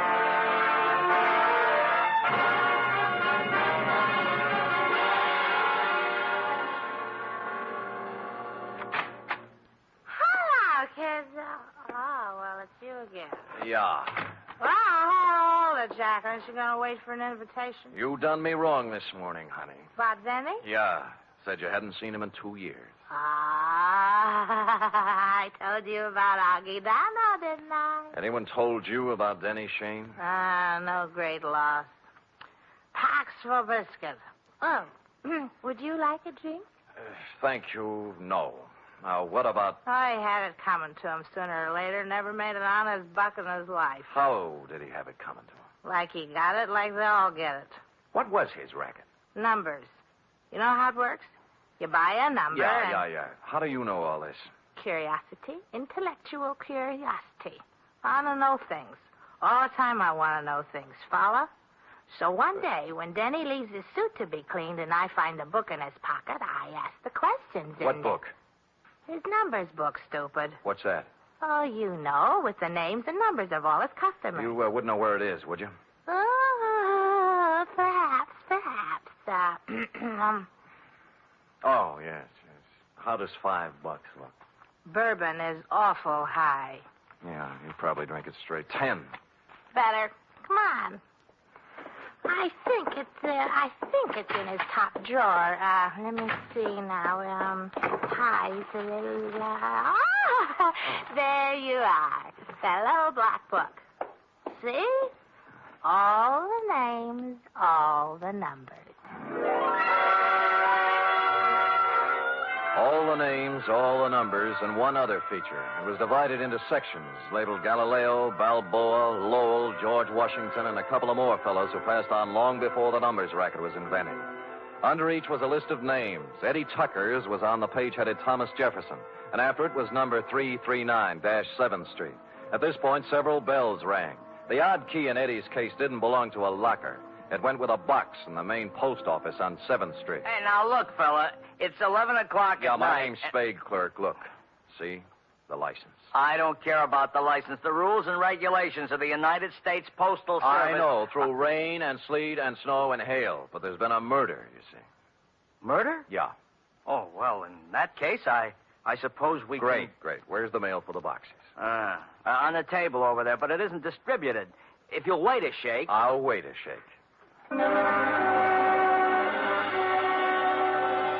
It took more than a shake, but we got to it just before midnight. A scented envelope it was, addressed simply to Eddie Tucker, Box 339. And in it was the answer to everything. The tired old man eyes on the kid Eddie, the zombie. And Sally, who figured her life was over at 16 because Eddie was through. But who had sent it to him was something else again. Just a plain white envelope, the kind you get for a nickel a pack in the dime store. I looked at it a little closer, wondering what manner of stationer would deem it fitting to sprinkle perfume on the kind of envelope most people mail their bills in. And finally, a possible explanation took shape in my mind. You don't have to hit Spade on the head with a baseball bat. Any large-sized mallet will do. Not just a minute, Spade. I deserve an explanation. You'll get it, Augie. I'm in bed asleep. What do you get off buzzing my bell this time of night? Patience. But look. You're alone? Yeah. Good. Well, what are you taking your coat off for? Just relax, Augie. Yeah, there's the coat. Tie. And now the shoulder holster. Shoulder holster? There we are. Wait a minute now. What is all this? Well, you know the old saw, Augie. Work a little, lose the middle. What I need is exercise. Great. All right, you come around to the studio sometime. Hey, what's the matter with you? Are you crazy? Yeah, get up. I want to try it with the right hand. Look, Spade, They got ground rules over at headquarters now, Augie. No white lights, no rubber hoses, but they don't apply to private dicks. Get up! Listen, if you're looking for trouble, The right's even better. Okay, up you go now. Come on! Up against the wall. Now. Hey, let go of me, Spade. Let's talk, huh? Talk? Yeah, about Denny Shane, about the kids he smeared with his filthy hands. High school kids from Balboa High and Lowell and George Washington. Good kids, straight kids. I don't know nothing about... Your outside man, wasn't it? Your roper. Turning up in drugstores and jive joints with those dirty little packets of heroin he passed out as headache powders. No, I don't know nothing. So he got him hooked hard, huh? Hey, There was no more, and then they got a mailbox number and a key. Then they raised money any way they could. I got nothing to do with it. My studio. Yeah, your studio's a front. Does the dame down there know what's in those envelopes she mails every day, or does she think they're statements? Come on, talk, Donald. Talk!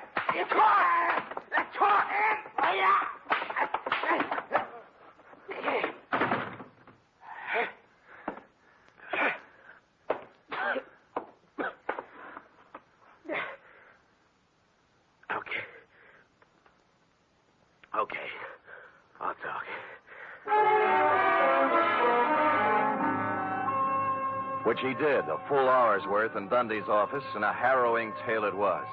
I felt like printing up 1 million copies and mailing it out to every father and mother in the country. They'd taken him downstairs when I happened to glance out of Dundee's window. Down on the second floor roof, a point of light was moving back and forth slowly from one end to the other.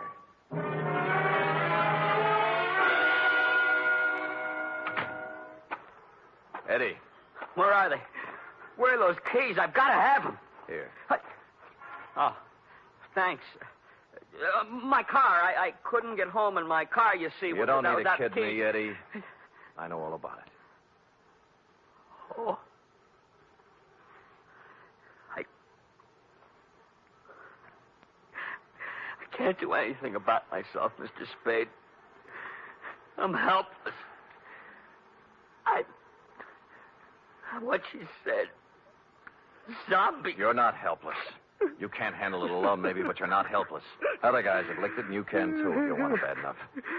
I want you. Good, that's all you need. And we'll take care of the rest. Let's go, huh?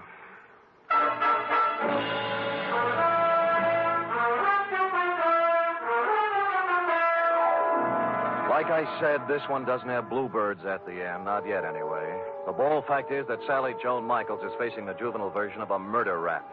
However, the best criminal lawyer in town has volunteered to defend her, and the state will be represented by the most half-hearted prosecution that ever set foot in the courtroom. Eddie Tucker's entering a sanitarium tomorrow, making him luckier than some of the other kids in that little black book. What about yours, John Q? Period. End of report. Well?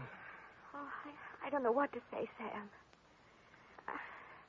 I feel so awful. I guess I better not make any comments at all. Me too, sweetheart.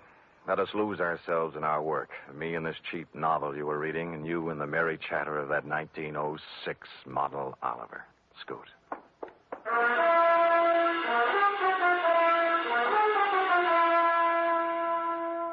3 chimes mean good times on NBC. This Sunday, there's fun for you with 2 delightful families, the Blandings and the Harrises. Mr. and Mrs. Blanding stars Cary Grant and Betsy Drake as the troubled but proud owners of the famous Dream House.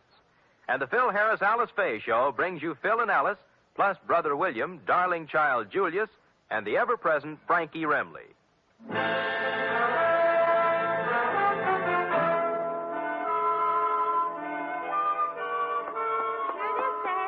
Amazing. Oh, not really, Sam. There's nothing amazing. Don't sell yourself short now. Well, I'm just a plain garden variety secretary, Sam. Look at that. Immaculate. Not a mistake. Oh, Sam. And in 26 seconds flat, in just the time it took that man to read a short announcement, you type out 5 copies of a 28-page report. In my book, that is amazing. All right, I admit it, Sam. I'm amazing. Good. And another thing. What's that? I'm hungry. Oh. And tonight is sauerbraten night at Schroeder's, and Max Nishi's letting girls in now. Cherub, as you may have gathered, I didn't collect a fee off this one. Oh, but Sam, I still have $10 you gave me last week to cover my back salary from 6 weeks before that, so we really... Schroeder's it is, yes. Let me go home and put on my other shirt. And I'll get my sauerbraten hat. Good night, Sam. Good night, sweetheart. She is amazing.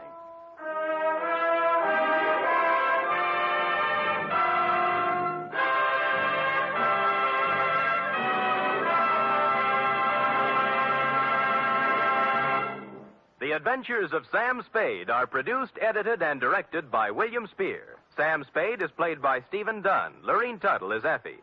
Also in the cast were Kathy Lewis, Paul Frees, Kathleen Freeman, Lou Merrill, Bill Tracy, and Jerry Hausner. Script for tonight's adventure by Harold Swanton.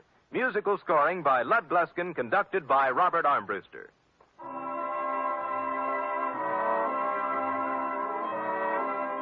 Join us again next week, same time, for another adventure with Sam Spade.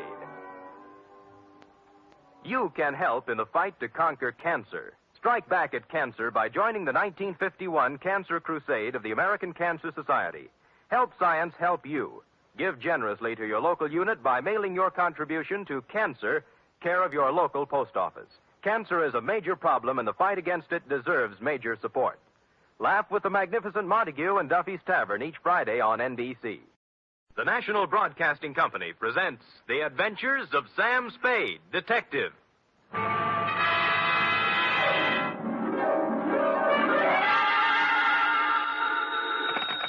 Sam Spade Detective Agency. Me, sweetheart. Oh, you. What's the matter now? Oh, nothing. You just up and leave and don't say where you're going, and I'm only your secretary, and I'm the last one to know about it, and everybody else in town knows more than I do, and I wasn't even Enough. Wait a minute. How did everybody in town know about it? Well, it was in the newspapers, that's all.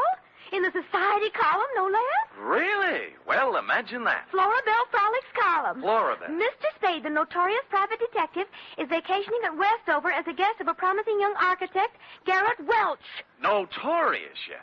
Well, at least they spell my name right. I suppose you had a great time. Well, it was exciting. What did you do? Just talked over old times, F. Did a little hunting, little shooting. Did you bag anything? F, watch your language. Sam. I see you're shocked. Well, so was I.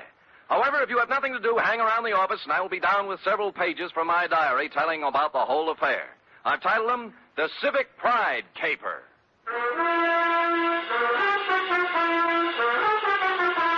For NBC, William Spear, radio's outstanding producer-director of mystery and crime drama, brings you the greatest private detective of them all, starring Stephen Dunn in The Adventures of Sam Spade.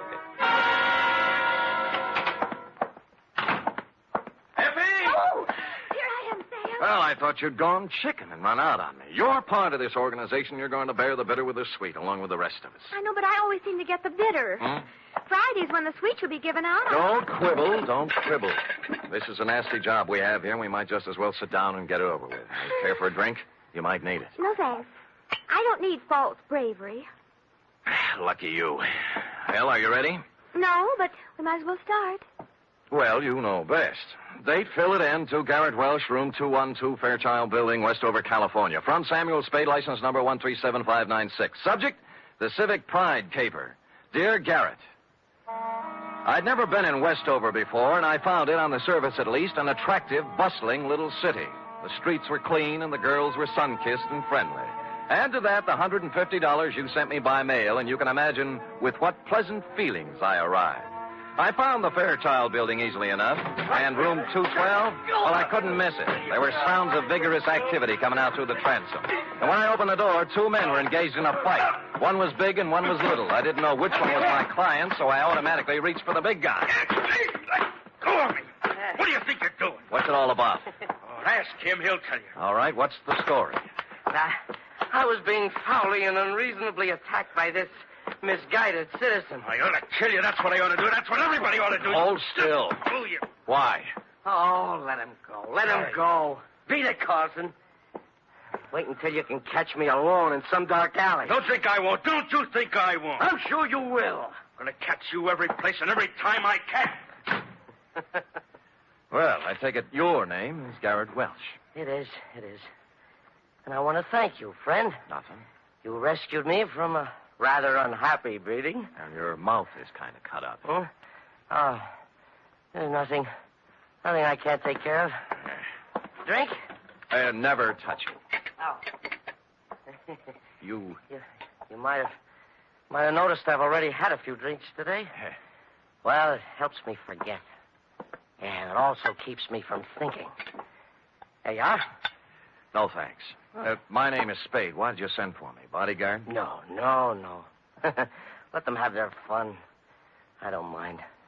Maybe I even deserve it. Look, you're paying for my time. Why don't we get with it, huh? Oh, sure. Why not? Good. Come over here to the window. There. Look out there. Where? The far corner. Oh, you mean that building? Pile of rubbish is a better description. Well, what happened? Fire? No. It just collapsed one night. Last week. Oh. There were more than 3,000 people in it at the time. 5 of them were killed.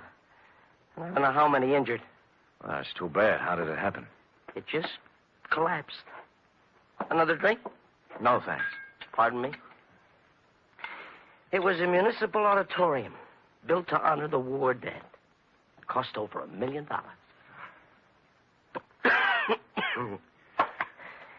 I was the architect. Oh. Yeah. I was picked by the townspeople for the singular honor of designing the fond memorial. Well, now they have something to remember. What'd you do wrong? Nothing. Somebody cheated in the building of it. Somebody didn't follow my plans. I don't know who it is. I don't know who it was. Or just where to place the blame. So, you're a private investigator? What can you do? Get you some black coffee and ask you some questions.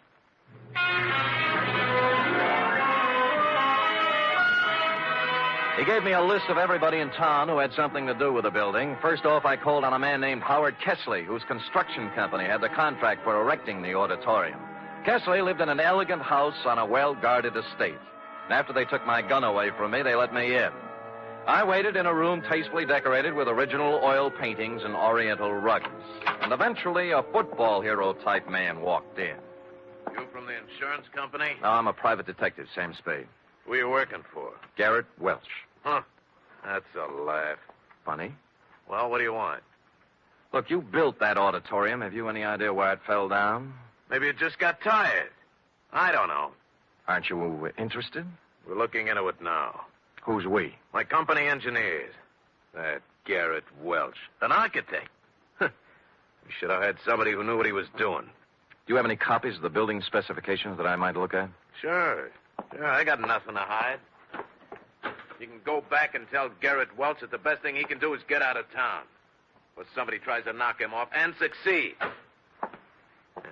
Here's a copy of the plans. Look at it all you want. You'll find I did what I was supposed to do. I got my gun back from the guards and left with the building specifications tucked under my arm. They didn't mean a thing to me, of course. I'd only asked for them to see whether he'd refuse to show them. But out of curiosity, I unrolled them just for a look before dumping them into the ash can. And I noticed something. The last page was signed and approved by the city building inspector, a man named Albert Mitchell.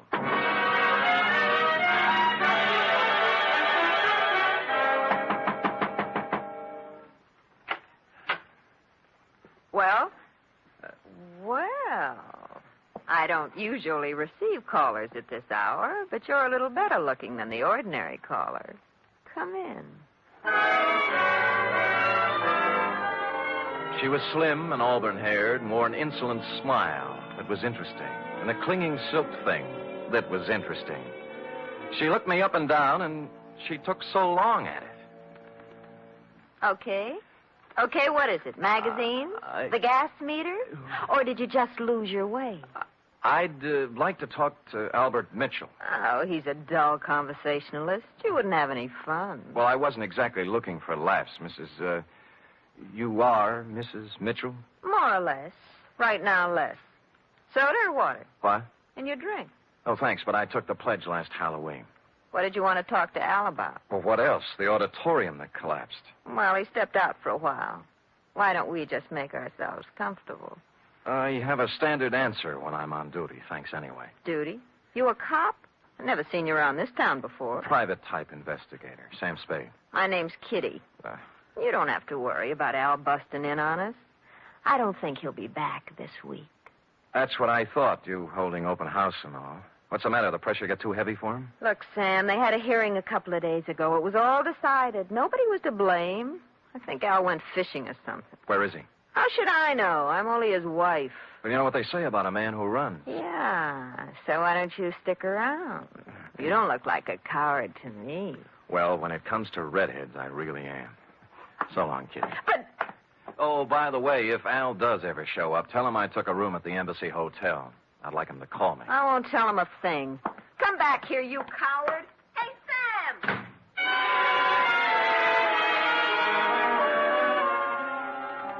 I went down to the wreckage of the auditorium.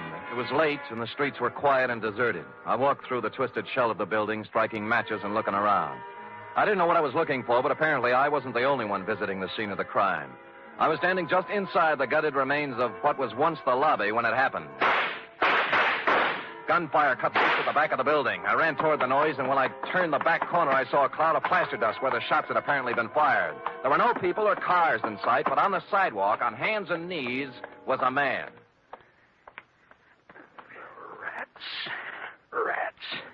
Double-crossing dirty rats. Save me.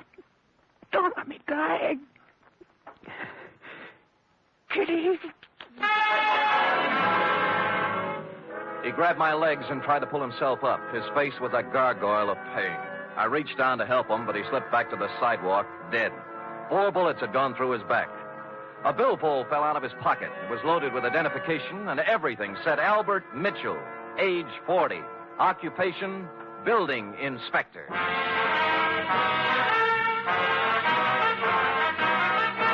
You are listening to the weekly adventure of radio's most famous detective, Sam Spade.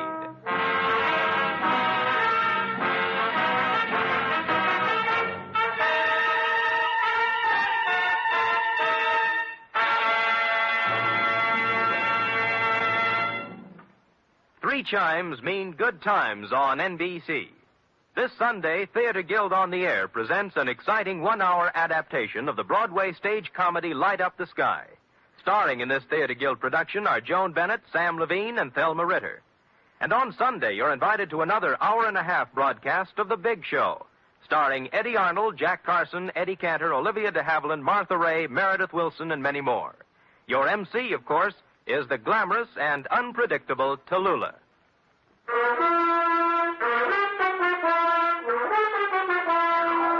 And now back to the Civic Pride Caper, tonight's adventure with Sam Spade.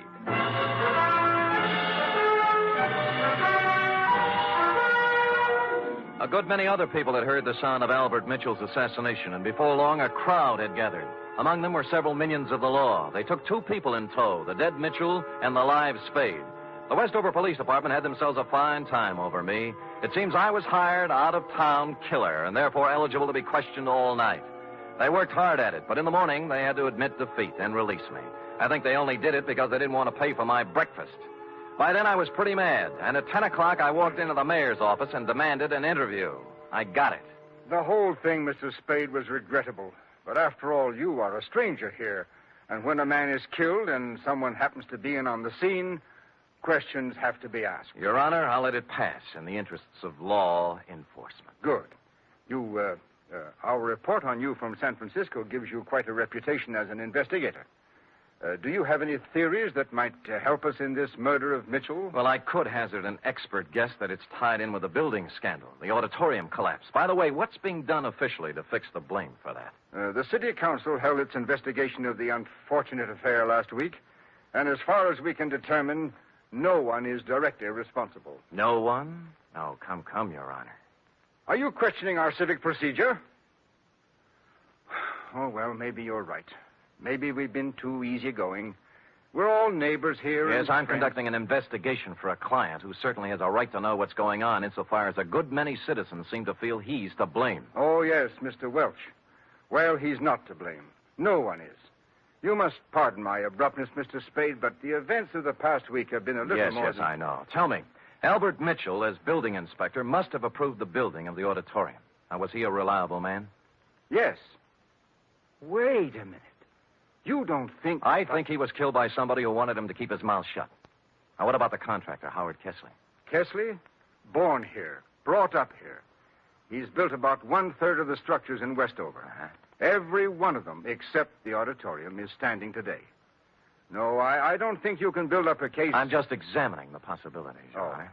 You have to begin with the people who had something to gain from this thing. Where there's graft, there might be murder. Where are the purchase orders for the materials used in this building? That was the first question I asked.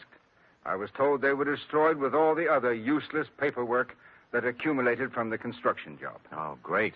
That certainly makes it convenient for somebody. Mr. Spade, I don't wish to, and I can't believe, as you apparently do, that this town's population is crooked and rotten.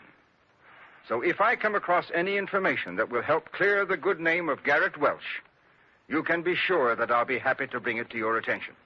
Until then, I bid you good day, sir. I could understand Mayor Sullivan's desire to protect the fair name of his city, but I had to take a meaner view of at least one Westover citizen. I found out where Albert Mitchell did his banking, and misrepresenting myself as a collection agent, pried into his holdings. Let me see now, Mr. Humboldt. I really shouldn't give out this kind of information, but in your case, when you have a claim against the estate, I'd... Oh, yes, here it is. He has $300 in his account, that's all. What kind of deposits did he make? Oh, just paychecks mostly. He was a $7,500 a year man. Every Friday he deposited $150. Any deposits larger at any time? Oh, yes. 4 deposits of $5,000 each in the past year. Well, what do you know? As I recall Mr. Mitchell saying there were payments from the estate he inherited. Yeah, thank you, Mr. Carter. You'll hear from my company soon, I'm sure. Yes. Oh, what was the name of your company again, for my records? Amalgamated Whistle. Oh, yes. Preferred. Oh, yes, of course. That inheritance gag was right out of the Kefauver investigation. An inheritance is paid in a lump sum, practically never in 4 payments of $5,000 each. I didn't know whether Mrs. Mitchell was receiving, but I decided to find out. When I knocked at her door, all was quiet inside, but a second after my knock, there was a burst of sorrow. When she came to the door, there were 2 rather impossible-sized tears flowing down her face. For widow's weed, she wore a black dress, tight, satin, and low cut. Oh, Mr. Spade, I'm in no mood for talking now. Oh, just for a moment. May I come in? I guess so. I'm really kind of alone and lost. What is it you want? I must apologize for intruding on your bereavement, Mrs. Mitchell. I'm not usually as callous. Oh, that's all right. But I'm not sure I can help you any. I'm so broken up. What is it, camphor? What? Whatever you used to make those tears. All right, so I can't really cry. I never have, but it's expected of me. Yeah, all right. In that case, I sympathize with you. What do you want? Kitty, your dear departed husband made $7,500 a year and deposited $20,000 in 8 months. Now, what about it? I don't know anything about his money. All I know is that the bank told me he had only $300 left. What'd he do with it? He spent it on other women. Oh, I see. So the artificial tears do make sense, I guess. No, you don't understand. It's not that simple. It's funny, Sam, because I really mean it. Oh, I know how stupid I look in these clothes. And I did use camphor on my eyes because I wanted to cry. I wanted to cry for all the good days and the good years Al and I had. But the bad years kept getting in between, and I couldn't do it. I like you better all the time, Kitty. I knew you were real pretty. Now it turns out you're pretty real. I really loved him, and he loved me. But we kicked it away because we both wanted more excitement than this town or his salary could give us. There was no place to go. We just didn't get along. He was out spending his money on other women, being a big shot. I can't blame him, though. I helped make him do it. What about the money? He got it for falsifying the auditorium inspection papers, didn't he? Well, he didn't get it for inventing television. Who paid him? Sam, don't ask me anymore. Well, you do know where the $20,000 came from, don't you, Kitty? Don't, Sam. I'm scared. You know what you ought to do? You ought to come back to San Francisco with me. Let me help you get a job there. You can make a fresh start. You're not kidding. I give you my word. I ought to have my head examined for trusting you, but I'm going to do it. Al got that money from the Central Cement Company for, quote, an advisory capacity, unquote. You know who owns the Central Cement Company? Howard Kessley? Warm, but not quite. His brother. Last night when Al showed up in town, he was gunning for trouble. Why? He said they were going to make a fall guy out of him, and that he wasn't going to take the blame for anybody. That's what he said. But I think he ran out of money and wanted to make a touch in exchange for disappearing again, for good. And you think Kessley shot him or his brother? I can't think, and I don't know anything else. Now, do I get to San Francisco? I'll be back for you. All right, but make it fast. And don't leave me here, because if anything happens to me, Sam, it'll be on your conscience. She walked to the door with me and kissed me on the cheek, and it was nice. No more than that. It was nice. Next stop, the Central Cement Company offices. Statement of Howard Kessley's brother, Ralph. I'll explain it to you in simple terms. We supplied cement for a lot of buildings in this part of the country. When you want to build something, you submit a bid. When you want to know what kind of a bid to submit, you ask an expert. Mitchell was our expert, and we didn't expect him to work for nothing. You mean Mitchell tipped you off as to what other firms were bidding? Well, call it anything you want. It's done all the time. I found Garrett Welch, my architect client, slumped over his desk, much the worse for drink, and it took a good half hour with coffee and wet cloths to bring him around to something resembling normal. I was proud of that building, Mr. Spade. As proud once as I am ashamed of it now. I spent 4 years at a prominent American college and 2 years apprenticeship with a great architect to prepare myself to come back here and make this the most beautiful city in the West. Well, you must have watched them build it. What went wrong? That's the point. I wasn't here. They sent me to Chicago to study. And I bid for it. What they really wanted was for me to be out of the way. Who are they? The city council. Oh, why bother? Just tell me how much I owe you, and we'll just forget it. Nobody's going to indict anybody for anything. Well, somebody's responsible for the building and for Mitchell's murder, and we'll find him. We? Yeah. If you'll lay off that bottle for a while and work with me, maybe we can do it. All right. All right. No more booze. I'll stop feeling sorry for myself and start getting mad. Hey, where you going? I'm going to start at the top. I'm going to try to get the mayor to help.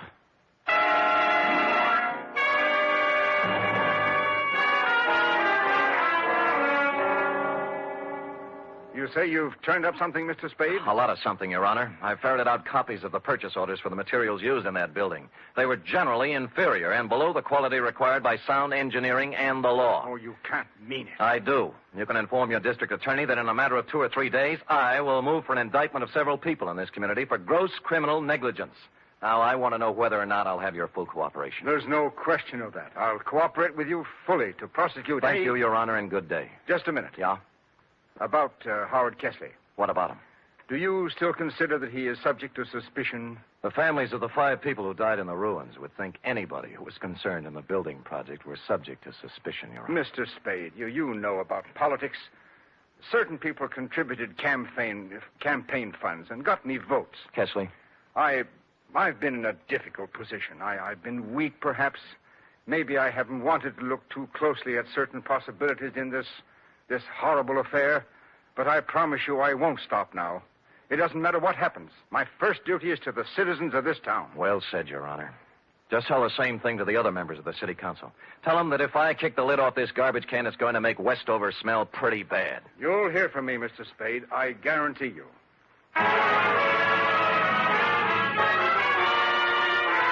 In the course of the next 2 hours, I told the same story to the newspaper, the police, a couple of soda jerks, a waitress, and almost anybody else who would listen. And before the day was out, the results started coming in. Garrett Welch's office and my room at the Embassy Hotel were both ransacked. Somebody started shadowing me, and I had a mysterious phone call offering me money to get out of town. I refused and hung up. During that day, I stayed mostly out in the open, in conspicuous parts of town. But when night fell, I knew I'd need to watch my step. Garrett Welch and I holed up in his office with the door locked and my gun out on the desk. Around 11, we got a little action. Well, speaking. Yeah? Yeah, okay. It's for you, Spade. Hello? Sam, this is Kitty Mitchell. I'm in trouble. What kind? 3 men were just here. They said I gave you some purchase orders. I don't know anything about them, but they said if I didn't get them back from you by midnight, they'd kill me. Who were they? I don't know. Just men. If you've got them, give them to me, Sam. I don't want to die. Look, hang up, call the police, and ask them for protection. Sam, I'm afraid. Why don't you give me the papers? Get in a taxi cab and come up to Garrett Welch's office. We'll talk it over. I'm afraid to do that. Well, you'll have to. I can't leave here. I'm waiting for somebody. Who? I'm not sure yet. Somebody threatened Mitchell's wife. She's coming up here. Well, I think we have enough to do taking care of ourselves. Who's that? Go on, you answer it. Then step to one side. I'll keep you covered. Okay. Don't make one wrong move. I'm not going to, Spade. I came here to talk. Kesley? Yes. Who's with you, Kesley? Nobody. I'm alone and unarmed. Come in. I'm watching you from behind, Kesley. I know it. I just came to talk. All right, talk. Spade, you allegedly have information as to why the auditorium collapsed, killing 5 people. Suppose I do. Well, I came to make a deal with you. We're not making deals. I think you'll like this one. I'll give you all the positive information you want for one thing. Namely? A 48-hour head start out of town. Why should we give you that? Because nobody, least of all myself, thought the building would collapse. It's true I used inferior materials, but I had to. What does that mean? There's a man in this town.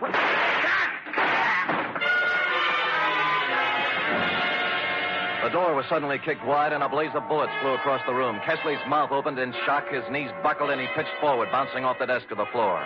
A tall, silver-haired gentleman was behind the gun. I caught him shoulder high, spun him around. The gun fell out of his hand, and Welch and I were on him in a second. All right. I've done all I'm going to do. I'm hurt. I'm wounded. Well, Your Honor, you're better off than Kesley. Kesley didn't want to do it, but I had something on his brother and told him I'd send him to jail. We saved $100,000 on the cheap supplies we used in that building. Yeah, when I showed up, Kesley was afraid he was going to take the rap alone. He was afraid he'd end up like Albert Mitchell, right? Yes. I killed Mitchell. He wanted more money. You killed him, you... Kitty, don't put it down! She had come in while we were talking and picked up the gun Mayor Sullivan had dropped. Her one shot hit him in the chest. Then she let the gun slip through her fingers and just stood there. Then you know what? She cried. Real tears. Period. End of report. Sam, what an awful tragedy. It was indeed, F. Of course, in a few minutes, the place was full of police, and we turned her over. Well, what do you think's going to happen to her, Sam? I'd rather not think about that, Effie. Now, how about typing it up?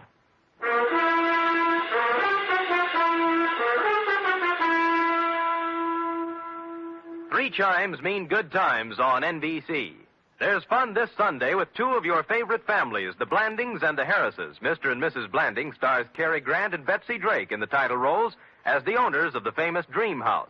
And the Phil Harris-Alice Faye Show brings you Phil and Alice with more of their merry antics, plus Frankie Remley, Brother William, and the entire cast.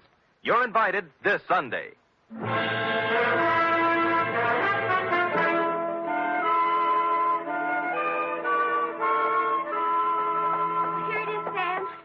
Well, I'll take your word for it. I'm not going to read it again. Why did the mayor come in and shoot the building contractor in front of witnesses? Why, he threw away everything he worked so hard to steal. Why? That is a good question, F. Saved by the knock. Come in. This is Sam Spade's office. It is? I'm Lyle Rooks. You expect me to believe that? I'm Western editor of Radio Television Mirror magazine. Well, you know best. I just wanted to tell you that in our annual awards poll, nationwide, the American listeners have chosen Steve Dunn as their favorite detective. Steve Dunn, not me? Quiet, Sam. So here, sir, is your citation. You may want to frame it. Put it up in your office. Why? Thank you. Goodbye. Well, Steve Dunn. He's the man that plays you on the radio, Sam. Oh, he's handsome. Well, do you love him better than you love me when I'm burning up with passion for you? Are you really burning up, Sam? Well, I'm beginning to smolder a little.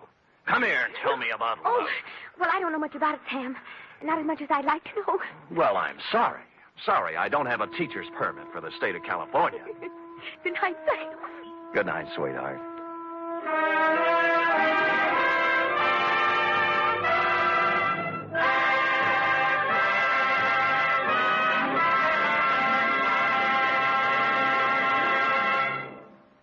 The Adventures of Sam Spade are produced, edited, and directed by William Spear. Sam Spade is played by Stephen Dunn.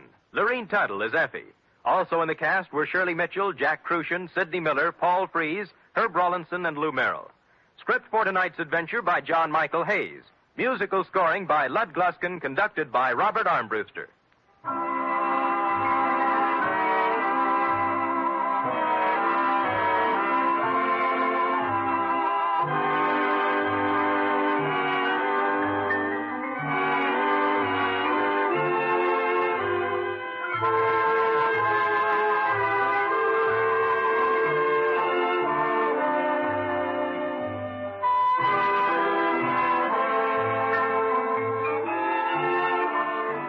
Join us again next week, same time, for another adventure with Sam Spade.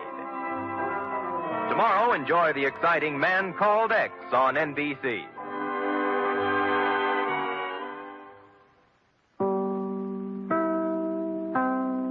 The National Broadcasting Company presents The Adventures of Sam Spade, Detective.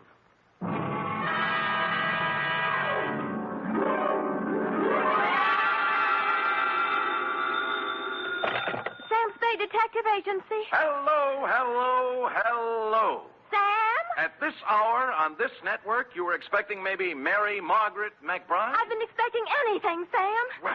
After all, to have you drop out of sight like that, leaving not a ripple on the surface for 4 whole days. Mr. Livingstone is frantic. Who? Mr. Livingstone, the man you rented the car from. He's ready to send out a search party. Aha! Sammy and Livingstone with a reverse twist. It's no joke, Sam. Nothing, huh? You have no right to worry me like this. It's not fair. Where are you?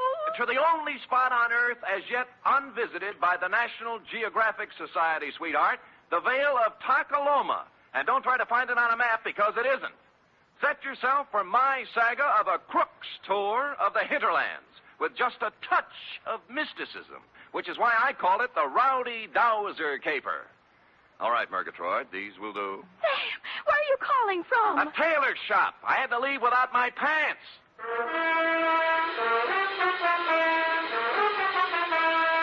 For NBC, William Spear, radio's outstanding producer-director of mystery and crime drama, brings you the greatest private detective of them all, starring Stephen Dunn in The Adventures of Sam Spade. Dum-da-da-dum-dum-dum.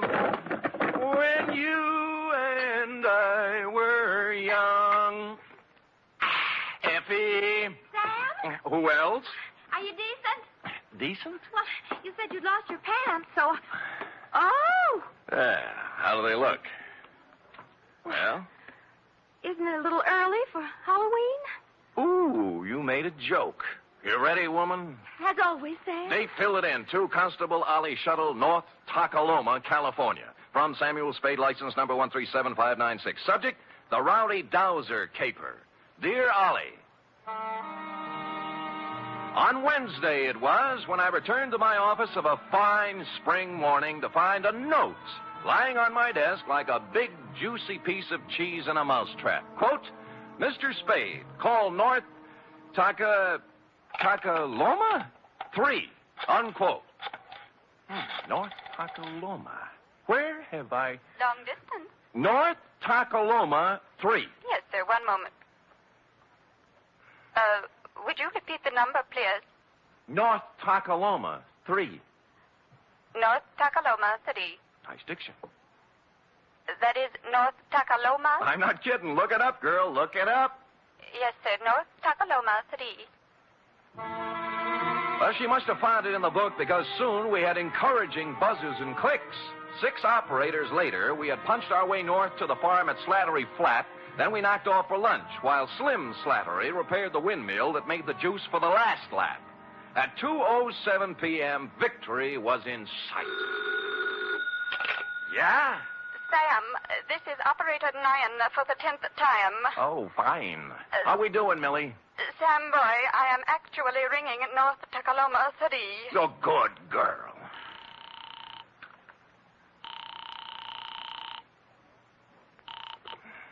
Hello? Hello, this is Sam Spade. I have a note here to Oh, call yes, yes, Mr. Spade. You were out of town when I came. Perhaps you remember me. Wendell Wisby of Oak Tree Lane, North Takaloma, California. Wendell? I employed you a year ago to find a girl who vanished. The magician. You made the girl disappear and couldn't bring her back. Correct. Yeah. You may well ask, Mr. Spade, how anything could be worse than that. Well, this is... Oh, there, Wendell. There, boy. Take it easy. I can't talk. I just can't talk about it. Fine, fine. Then write me a nice, long letter. Well, you know, I'd this rather... is a long-distance call, and I... No. I am sorry, Mr. Spade, but this has affected me very deeply. Look, you promised you'd lay off the magic, Wendell. Well, What'd you do? Misplace half a woman this time? No, I have given up magic, Mr. Spade. I am currently employed as third vice president of the Second National Bank of North Takaloma. All that? Yes, sir. Oh, my star was rising. My future seemed assured, but now a shadow has fallen over my good name. Boot it along, will you, Wendell? This is costing me money. I cannot tell you more on the phone, Mr. Spade. You must come at once. It is extremely urgent. I see. Well, frankly, Wendell, I have a feeling I'll be tied up. But I left There's your a collection retainer I under have your to make, desk, and, well, the Father. chances are I'll... What was that? I just said there's $100 under your desk blotter for a retainer. I left it when I came with the note. But if you have a collection to make, suppose Wendell, that is the collection. And so it befell that shortly before lunch on the following day, I guided my rented hack across the ford at Clobber Creek, up the high road through Possum Notch, and down into the Vale of Takaloma, where I muscled my way through a flock of geese in the main street and tied up before the imposing stone facade of the Second National Bank. Inside, sitting in front of the door marked Urban Root President, sat a secretary whose facade looked colder and even more imposing than the bank's. She was shriveling one of the customers, a meek little milquetoast in a salt and pepper soup. But as I informed you, my good man, President Root is extremely tied up at the moment. Oh, I'm quite aware of that, miss. I wouldn't bother him for the world, but you see, No, I don't see. And since you refused to state the nature of your business... Did I refuse? You most certainly did. Oh, dear me, I didn't mean to refuse anything. It's just that, well, it's sort of personal, and may I go in? You may sit down until I tell you to go in. Is that clear? Yes, ma'am. Yes, I understand. I don't mind waiting. Don't mind at all. And now you, sir. What do you want? I have an appointment with Wendell Wisby. Mr. Wisby is in conference with the President Root. Thanks. If you'll sit down, I'll... just a minute, sir. Just a minute. And you must understand, President Root, this is a matter of family honor. Yes. I shall... Oh, hi, Wendell. Oh, Mr. Spade. I'm sorry I couldn't get here sooner, but it's a long haul. Well, Mr. Spade is a friend of mine, President Root, from my salad days as a magician. A very competent detective, I might add. Well, thank you, Wendell. Yeah, I see. We are indeed fortunate to have him with us in this matter. Good, good. Please sit down, Mr. Spade. Thanks. You are aware, Mr. Spade, this matter is to be held in strictest confidence. Word must be kept from the depositors at all cost until... But remember, President Root, remember the code of the Wisbys. Should worst come to worst, I shall make good. I shall make good if it takes me... I understand, Wisby. I understand. Well, mind if I admit I don't? What is it, Wendell? Snatcher. Snatch whom? Uncle Purse. Our former cashier, Mr. Spade. Purse Snatcher. Wisby's uncle. Purse Snatcher. What about him? Everything. He has disappeared. Absconded. That is a harsh word, President Root. I would prefer to say he disappeared until we have further proof. The money's gone, isn't it? How much money? $53,000. From Uncle Perce's accounts. It may be he has absconded, President Root, but we must remember that despite the Snatcher surname, Uncle Perce is a Wisby. And a Wisby never lived who got away with $53,000. All right, Wisby. He disappeared. Yes, may I ask when he disappeared? Last Friday night, about 9 o'clock. Anyone see him go? Almost everyone. His car stalled at Main and Persimmon. Several people saw him trying to start it. He was acting very strangely. Oh, how was that, Wendell? Well, Clem Clobber and Charity Fidd and several others spoke to him from the curb, but he wouldn't answer them. He didn't say a word to anyone, which is not at all like Uncle Perce Snatcher. Wisby, man to man, would you feel sociable with a satchel full of stolen money on the seat beside you? Well, there you have a point, President Root. I can't blame you for the way you feel, President Root, but I must continue to believe the best of Uncle Perce until Mr. Spade discovers the worst. Oh. And in that dismal eventuality, please know I intend to pay off the $53,000 plus interest on the installment plan. $5.37 per week for 48 years. Oh. You have my word on it, sir. The word of a Wisby. With which solemn pronouncement, Wendell marched out, closely followed by me. Salt and Pepper Suit Milquetoast was still fingering his hat brim, looking hopefully at Miss Icewater for the sign. At Wendell's suggestion, I hustled out to the Snatcher homestead for a word with Perce's wife, a timid little woman with her heart in her eyes, known from one end of the valley to the other as Aunt Wistful. I can hardly think straight these days, Mr. Spade. So full of puzzlement this thing has left me. Well, of course, Aunt Wistful. Have another dipper of cider, Mr. Spade. Oh, get down, not you. No, thanks, Aunt Wistful. Perce wasn't himself since the well run dry. We had a passel of dry winters here in the valley, you know, but never for this has the well run dry. Perce didn't know which way to turn. The pipe end's 2 miles down the road. Couldn't afford to bring it in here. I see. He took to muttering to himself, saying strange things. Coming home from his work at the bank with a frown on his face. Stayed there all evening. What do you mean, strange things? Oh, I don't recollect very well. He brought a law book home one night, though, and out of a clear sky he says to me, "Wistful, honey, do you know the punishment for embezzlement is 5 to 10 years in prison?" I asked what he meant by that, and he said he thought it might be a good thing for a banker to know. Well, he had something there. It was the night after that. He come home all cheerful. Said he thought he'd figured a way out. Found a fellow to help him. Get down. I had no idea what Perce was thinking. What fella? Urban Root, I suppose. Oh. It's Urban's bank he was fixing to steal from. About then I got word from my sister ailing over to Fogarty Grove, so Thursday I left, and when I got back Saturday, he'd gone. Did he take his things? Mostly. Funny, he did one strange thing for this time of year. He left his corn teeth behind. Corn teeth, huh? A spare pair of store teeth for corn on the cob. Oh. Perce will miss him now with summer coming on. Yes, he will. Bless him. You know, ever since spring, I've been after Perce to spade up my flower bed by the window. He did it before he left, now that there's no water to grow things with. I loved him so much, Mr. Spade. In this awful way for marriage to him. Get down!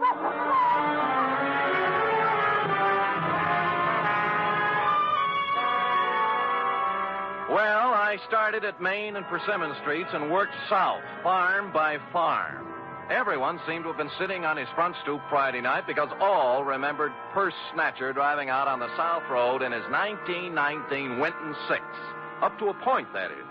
Somewhere between North Takaloma and Fogarty Grove, I ran out of witnesses.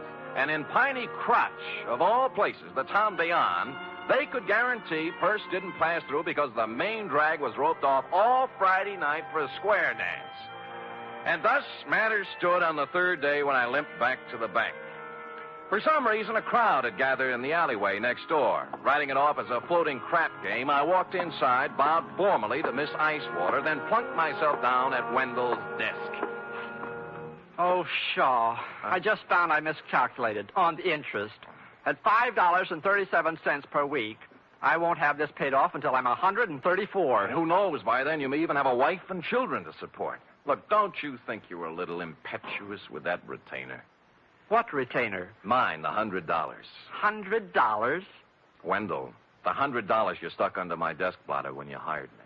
I hired you? You came to my office while I was out of town, Wendell. You left a note for me to call you. I talked to you on the telephone.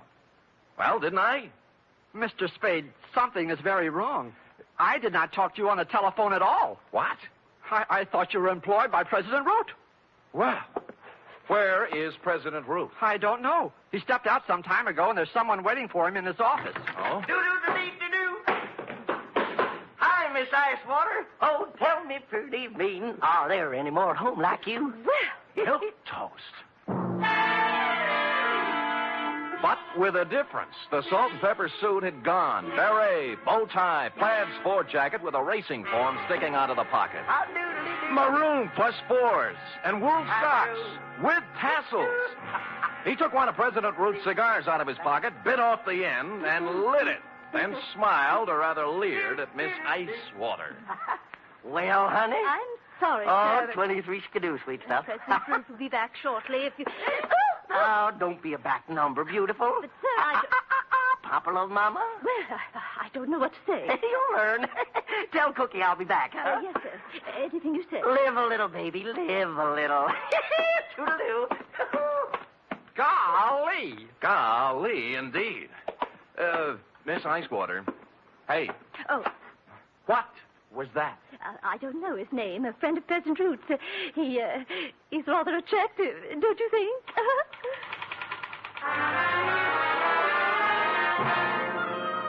Only now, as I went outside in his wake, did I see what had caused the crowd in the alleyway. The first sport model convertible in Tolokema Valley since Wally Reed came through on location. And the first pink one I'd ever seen. Pondering the new milk toast, I walked into the drugstore, found a phone book, and checked all 25 names. North Tacoloma 3 belonged to the Atomic Auto Courts and Restaurant. Charity Fid, proprietress. She was riding herd on a griddle full of lamb chops when I pulled up at the counter. How's that again, Sonny? Short, you say? Short. And scalped on top with a fringe of hair like so? Yeah, and a wicked leer in his eye. That's my man. Well, he wasn't wearing no barrack hat nor plaid coat when I seen him. Salt and pepper suit it was. Yeah, I know. Who is he? Well, he didn't register, but they say he's Dowser. Dowser. Don't know his first name, do you? Nope. Now, where he come from? Stayed in room 6 till 2 days ago. Ain't seen him around since. When did he come here? Let me see now. Codfish balls. Beg pardon? Oh, that'd be Friday night, late. And the funny thing now, think of it, he come afoot. Not by the road to Fogarty Grove, mind you, but by the trail over the ridge. Oh, where does it go to, Aunt Charity? Winds up the old clobber place, Banda now. Oh, thanks. I'll be back. You'll be nothing. You just sit right down where you are and you wrap yourself around this. Ain't no growing boy going hiking over the ridge without supper. Clean it up now, every scrap. Yes, Ma.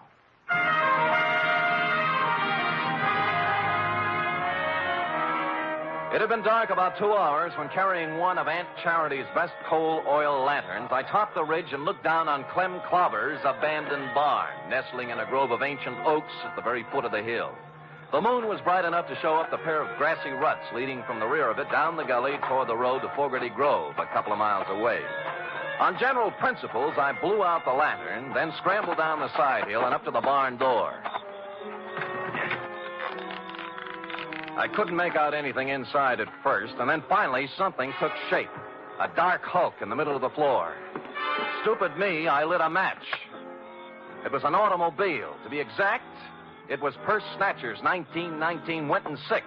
His hat and the tweed overcoat everyone saw him wearing Friday night were lying across the front seat. I held the match higher and bent over for a closer look. whereupon Spade and the match went out together.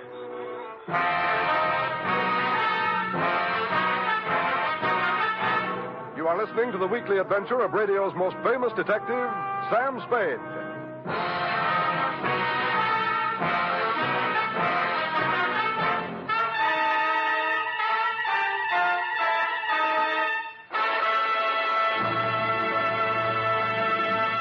Three chimes mean good times on NBC.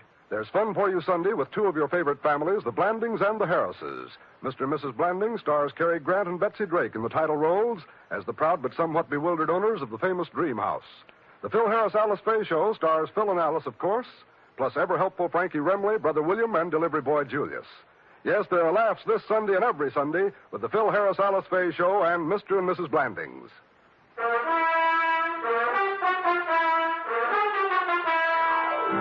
And now, back to the Rowdy Dowser Caper, tonight's adventure with Sam Spade.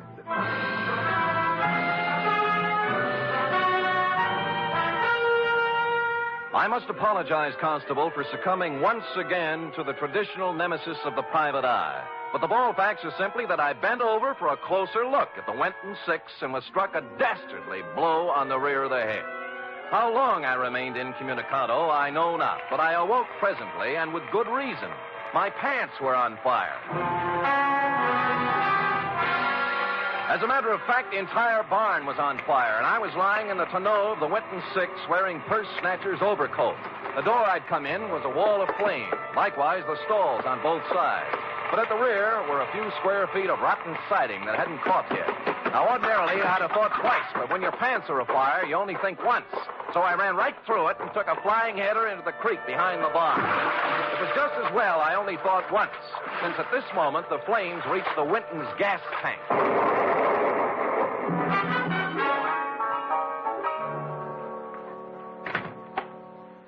Hi. Good laws almighty, what have you been up to, boy? Smoking corn silk behind Clobber's barn. Match got away from me. Well, stay right there left behind my goose creek. No. Later, Aunt Charity. How about the key to 6? The Dowser fella? Yeah. Won't need no key, son. No door open? If he left it open, he's in there now. Barrett hat, plaid coat, and a 25-cent cigar. Help yourself.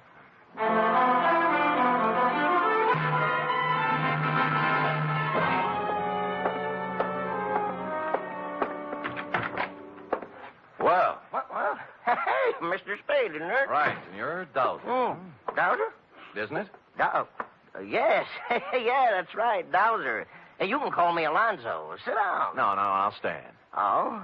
You're lucky you caught me. I was Just leaving, so I see. I was detained, as you probably know, over at Clobber's barn. Detained? Okay, Dowser. We'll let that do for the preliminaries. Now, why'd you just try to kill me? Kill you? Well, good heavens, man, I did not get careless at a weenie bake, Dowser. I just woke up in the middle of a 3-alarm fire, and I don't like it. As a matter of fact, I'm a little burned up, to use the phrase loosely, and I just might kick your teeth in. Now, believe me, I haven't been near Clobber's barn since Friday. I had nothing to do with whatever happened. Sure, and you had nothing to do with a $100 retainer in the phone call from Wendell Wisby. Well, as a matter of fact, You figured with a curious city fellow like me on the premises, urban root might shake down easier. Bigger apples from the same old tree, right? Yeah. All I did was negotiate a personal loan. Drop it, will you? Root had his hand on the till at the bank. A big hand, $53,000 worth, and Snatcher found out about it. What about you? How'd you get into the act? The loan. The shakedown. Where's Uncle Purse, Alonzo? Out of town somewhere, I suppose. Look, I can't tell you, Mr. Spade. Purse got as far as the road to Clem Clobber's barn last Friday night. Or did he? No, he didn't get that far. You know, I'd begun to suspect as much. How far did he get? I'm sorry, I can't tell you any more. Root killed him, didn't he? No. You saw let it. me go. How come? I don't know anymore. Please. Come on, let's have it, Dowser. What'd he do with the body? Root wore the coat and drove Purse's car out of town so everyone would see him. Now, where's the body? Let me go. Let me go. Dowser! Dowser!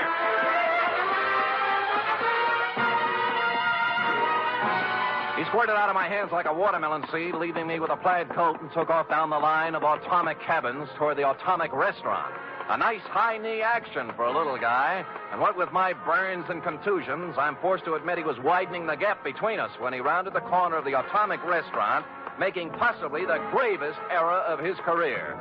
Aunt Charity was rounding the same corner, coming the other way with an armload of wood.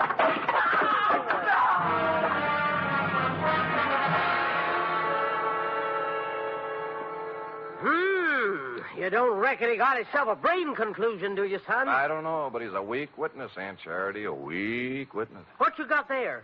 Oh, shoebox for $1,500. A few odds and ends. And this. Well. Yeah, looks like an oversized slingshot fork. Slingshot? What do you mean, slingshot? Well, who cares? So he whittles. Where'd you get the idea his name was Dowser? Huh? Driver's license in his wallet. Alonzo P. Scoggins. Who said his name was Dowser? You did.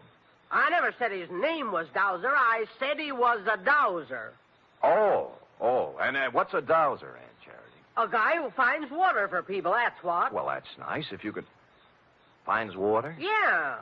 How? Well, I'm no expert, Sonny, but as near as I can recollect, you take this here slingshot fork so, and then...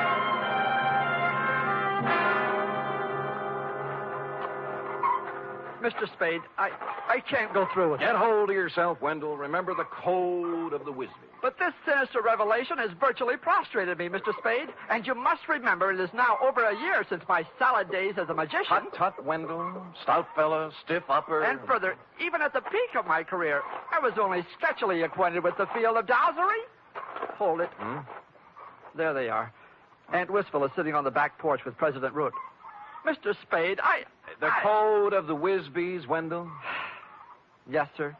Let's go.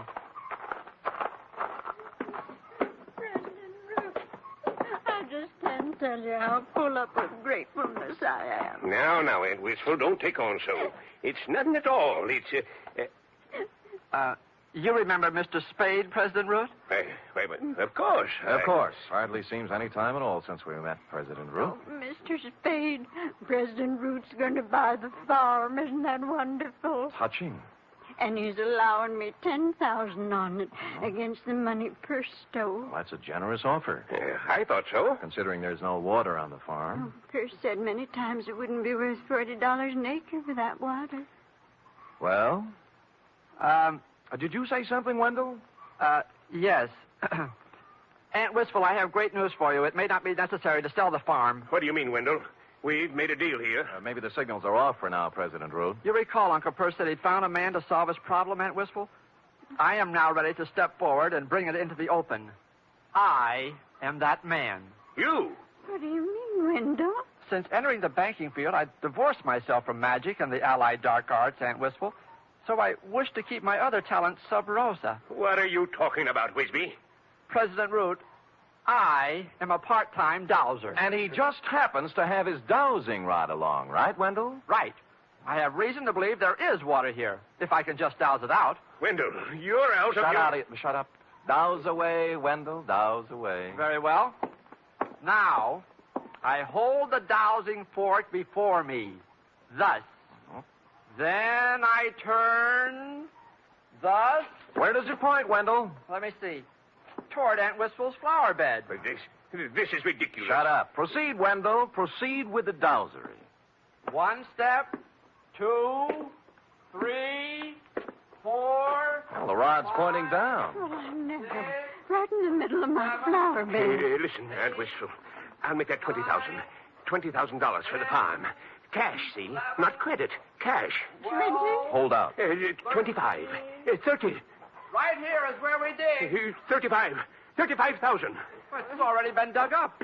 Looks as if Uncle Percy had dug a hole and then filled it back up. Last Friday night, just before 9 o'clock, right, President Root? No. You came down for a showdown on those shortages he turned up. Found him digging the well here and got a better idea. Please, no. I've talked to the guy who saw you do it, Root. All right. I killed him. He's right here. Yes, he's right here.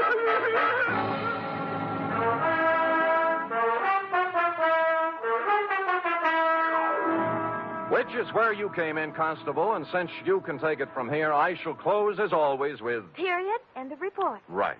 Another triumph, Sam. Another new sphere of effort. No field is safe from my talent, sweetheart. You will please preserve it for posterity during the following 15-second announcement. Scoot. Scoot.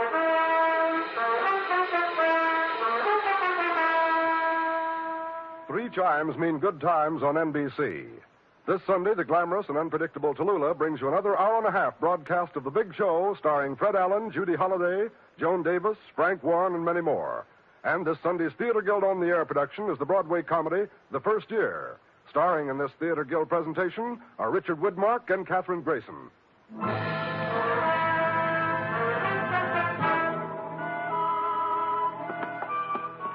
Here it is, Sam. Ah, efficient girl. Yeah? Yeah, Millie, this is Sam, boy. What's up?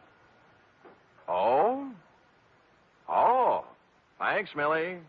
Well, what is it, Sam? They just relayed a message from Fogarty Grove, F. Wendell is being installed as second vice president tomorrow night at the Moose Hall. Oh? He wants me to come. Oh! And bring a girl. Are you game, little one? Well, that's one way to get the report to Constable Ollie Shuttle.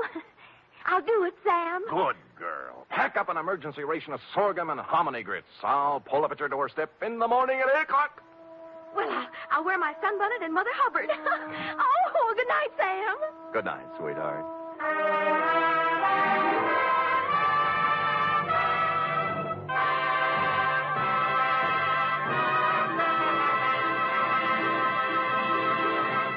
The Adventures of Sam Spade are produced, edited, and directed by William Spear. Sam Spade was played by Stephen Dunn, Lorene Tuttle as Effie. Also in the cast were Peggy Weber, Verna Felton, Sidney Miller, Alice Wellman, Charles Smith, and Nestor Paiva. Script for tonight's adventure by Harold Swanton. Musical scoring by Led Gluskin, conducted by Robert Armbruster. Join us again next week, same time, for another Adventure with Sam Spade. Tomorrow, your hit parade plays the hit tunes on NBC.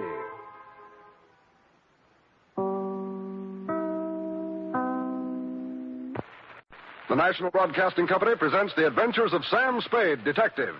Sam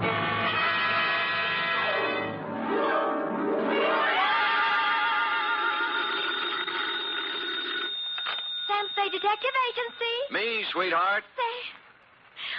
Now, take it easy. The papers are on the street. I saw them. So did I. There'll be some red-faced editors ducking behind their green eye shades tomorrow. What do you mean, Sam? You don't print up the score until the returns are all in, F. This applies to presidential elections, boxing matches, and executions at San Quentin Prison. Sam, you mean Willie? I mean Willie. Batten down the hatches and turn over your foam rubber cushion, Wonder Girl, for even now I'm homeward bound with a stride-by-stride account of a 12-hour marathon, which I shall call, for obvious reasons, the Hail and Farewell Caper.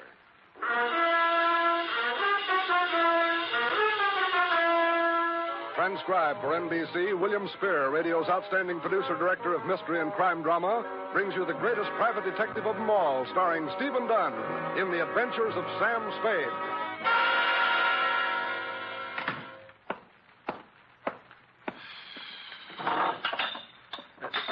I've been robbed. Effie? Brought in here this minute. Oh, yes, sir. Have I done something? That's what I was about to ask. Have you been sticking your delightful, freckled-covered, upturned little nose into my schnapps bottle?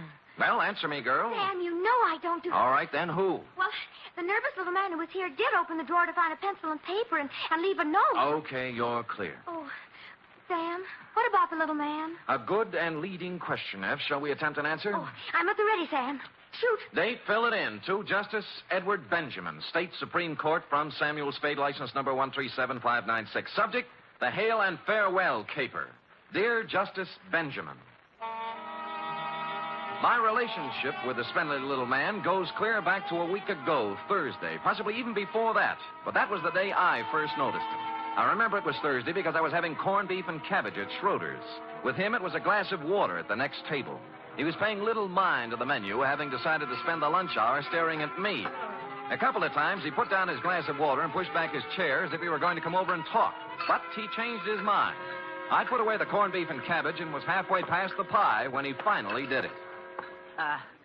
Excuse me, sir. Hello? You, sir, are Mr. Spade? I am. The detective, Sam Spade, detective agency? At your service, sir. Now, what can I... You see, do you have a match? I gave him a match, and he thanked me and went out. On Friday, I saw him in Ben's grotto over a plate of wrecked sole. We got just about as far, then he returned the match he owed me. The following week, I saw him 4 times. Once as I was going into a show, once at the post office, and twice as I was going into my office building. Each was the same. We'd get up to the point where he was about to tell me something, then he'd back down and ask me what time it was, or did I have a horse in the fifth at Golden Gate, or would I lend him a cigarette. Then he'd bustle off as fast as his spindly little legs could carry. And thus matters stood yesterday. Place, my office, time, 1:37 p.m. Sam Spade.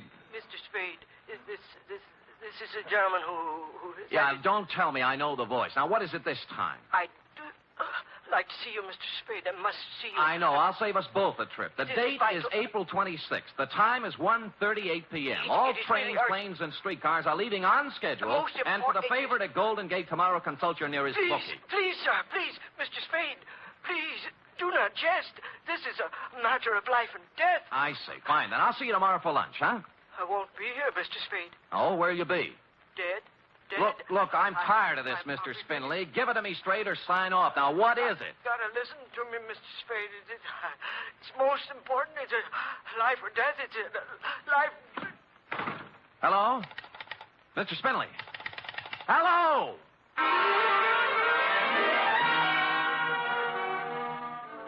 It almost seemed as if he were in earnest this time, so I didn't hang up. I hustled down the hall to the next office, found another phone, and sweet-talked the supervisor into tracing down Mr. Spindley. It was a pay booth in a drugstore opposite the Park Emergency Hospital. The clerk in the drugstore was just getting over it when I punched in. Spindley had collapsed in the booth and had been hauled across the street to the hospital. On the bed there. Oh, thanks, Doctor. Life and death, Mr. Spade. Terrible. You've got to stop it. It's murder. He's been Legal muttering murder. like that ever since we brought him in. Yeah, hop, huh? The legal kind. You see before you an overdose of sleeping tablets. You mean he tried to kill himself? I can't think of an easy way anyone could feed him 2 full bottles, can you? Pull through? Probably. We gave him a good pumping. Don't let them do it. Don't. All right. It's murder. Murder. Now, Mr. Doe, don't carry on so. But I know who did it, sir. You must stop him. All right. I know who Take it easy. He's got a lot of strength for a little guy. Mr. Doe, huh? No name. Yeah, nothing to identify him. Funny thing, that. What do you mean? I'd almost guarantee the man's undernourished, hasn't eaten for days, shabby clothes and so on. Yet look at the roll I found in his pocket. How much? Almost $800. Oh, did you find anything else? Yeah, this. Huh? What do you make of it? Well, front page of the Star Times. It's a galley-proof, isn't it? Kind they run off in the linotype room before they start the presses. Yeah. Killer dies tonight. Willie Johnson, hitchhike murderer, to enter gas chamber at midnight. Innocent man. All It's murder. It's murder. Down you go, Mr. Doe. But I know who did it, sir. I know everything. Everything. I know. A frame. It's a skillful frame. You mean Willie Johnson? Yes, sir. Yes, sir. I know who it was. It was hail and farewell, sir. Hail and farewell. Who was it? Come on, Mr. Doe. Wake up. Mr. Doe. Yeah. I was waiting for that. Hit him? Like a ton of bricks. He'll be incommunicado for the next 24 hours or longer. Hail and farewell. A broken-down actor. Huh? Only an actor would think more of an exit line than an innocent man's neck. You mean you believe he knows? I don't know what I believe. The guy's been trailing me for 10 days, driving himself nuts, tries to knock himself off. It's a cinch he believes it. Well, there's no chance of bringing him around before tomorrow. Yes, and Willie Johnson dies tonight. So what happens? So I'm stuck for taxi fare to San Quentin.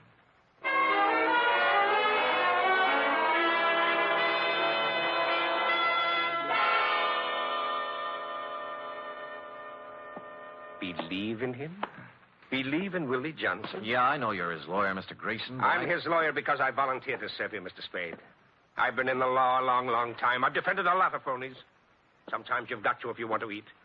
They all sing the same song. I was framed. Oh, I know all 89 verses. But Willie... Yeah? Willie's song is different. Because Willie Johnson's an innocent man. Willie was framed. 4 appeals. 4 appeals, 4 stays. And we've had our last one. It's folded up now, Spade. I'm going to take the walk with him at midnight. So do something for me, will you? Sure. When you walk into a cell, Remember, you're talking to a man who's going to die in less than 8 hours. We're trying to build his spirit up so he can go out with the colors flying, you know? Yeah. Don't give him a lot of false hope, Spade. Because there isn't any.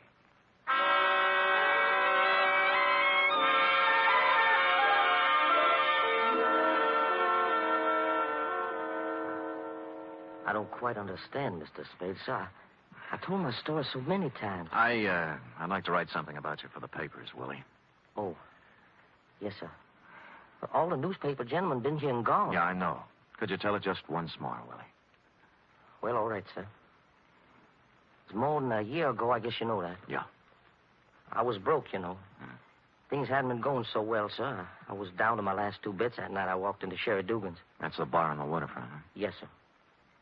I got to talking with a fella sitting at the bar there. He bought me beer. Who was he? I never did find his name. I ain't seen him since that night. If I could find him, I don't reckon I'd be where I am, sir. Oh. He had a paper with him.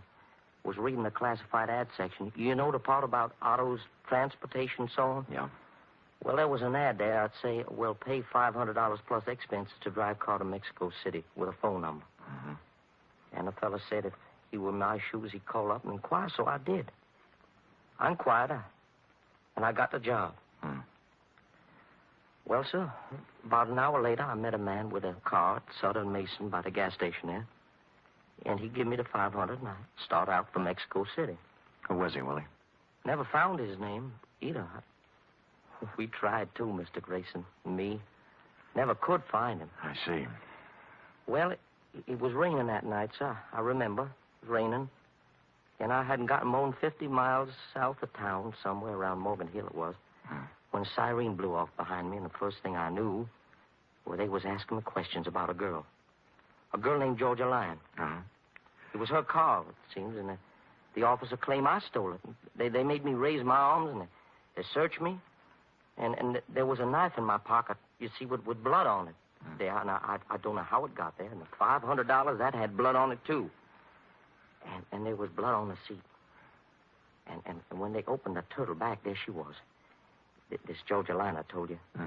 All doubled up there and dead. And they said I'd done it for the money in the car. And I guess I just went crazy, Mr. Spade, with this all coming at me at once that way. You see, I tried to make a break for it, and I got away.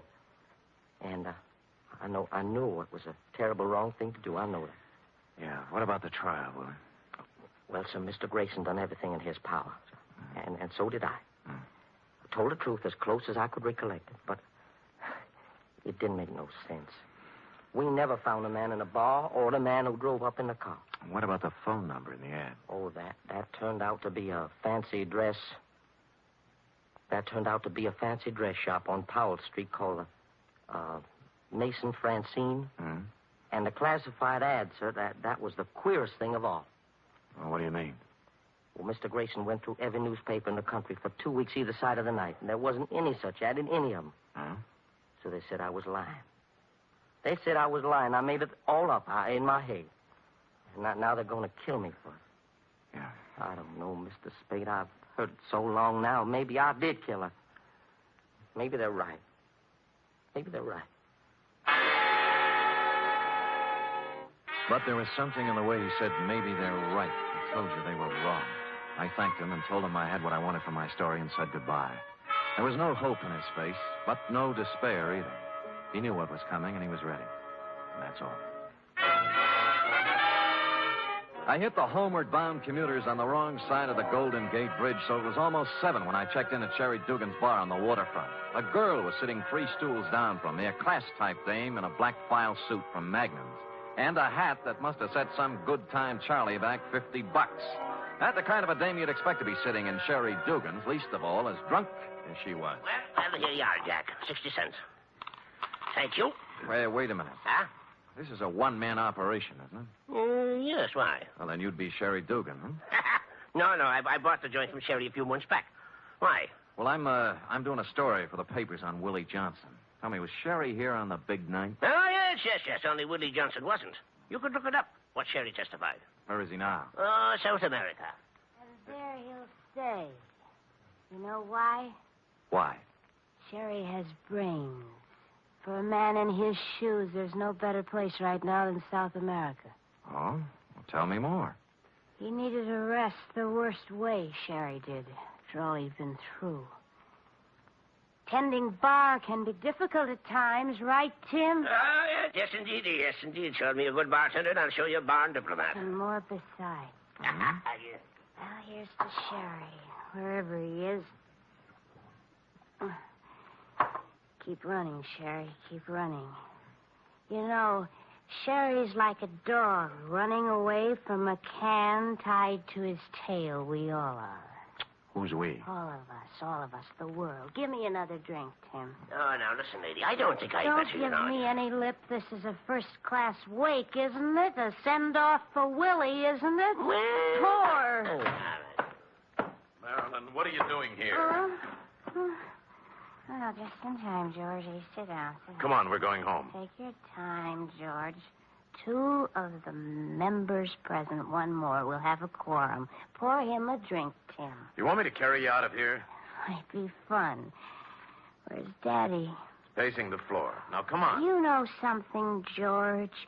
You've got a can tied to your tail, too. No use running, George. Oh, you're out of your head. Whatever made you come here? Kind of appropriate, don't you think? Special night tonight. Black dress. All fixings. Gonna have us awake. Not here we aren't. Are you coming? Nope. All right. Where we go? Going home. Bye, Timmy. And you, whoever you Hey, wait. How about... Hold it. How much does she owe you? That's $3.45. Here. It's worth it. Now, tell me, who is she? Oh, it's a model. Some dress shop uptown. Oh? Like the Maison Francine, for instance? Yeah. How'd you know? Just a hunch. What's her name? Oh, Marilyn Hale. Her old man runs the Star Times, you know, the publisher. Yeah. The guy is his partner, George Farewell. You must have heard of the firm Hale and Farewell.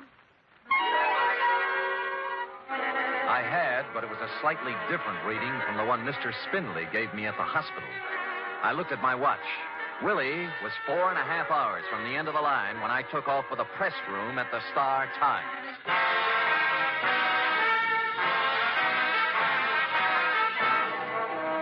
You are listening to the weekly adventure of radio's most famous detective, Sam Spade.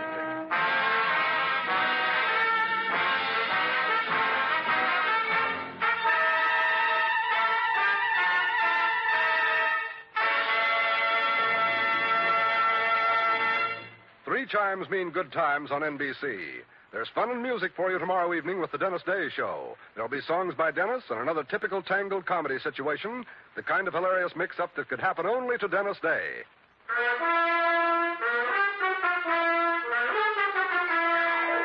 And now, back to the Hail and Farewell Caper, tonight's adventure with Sam Spade.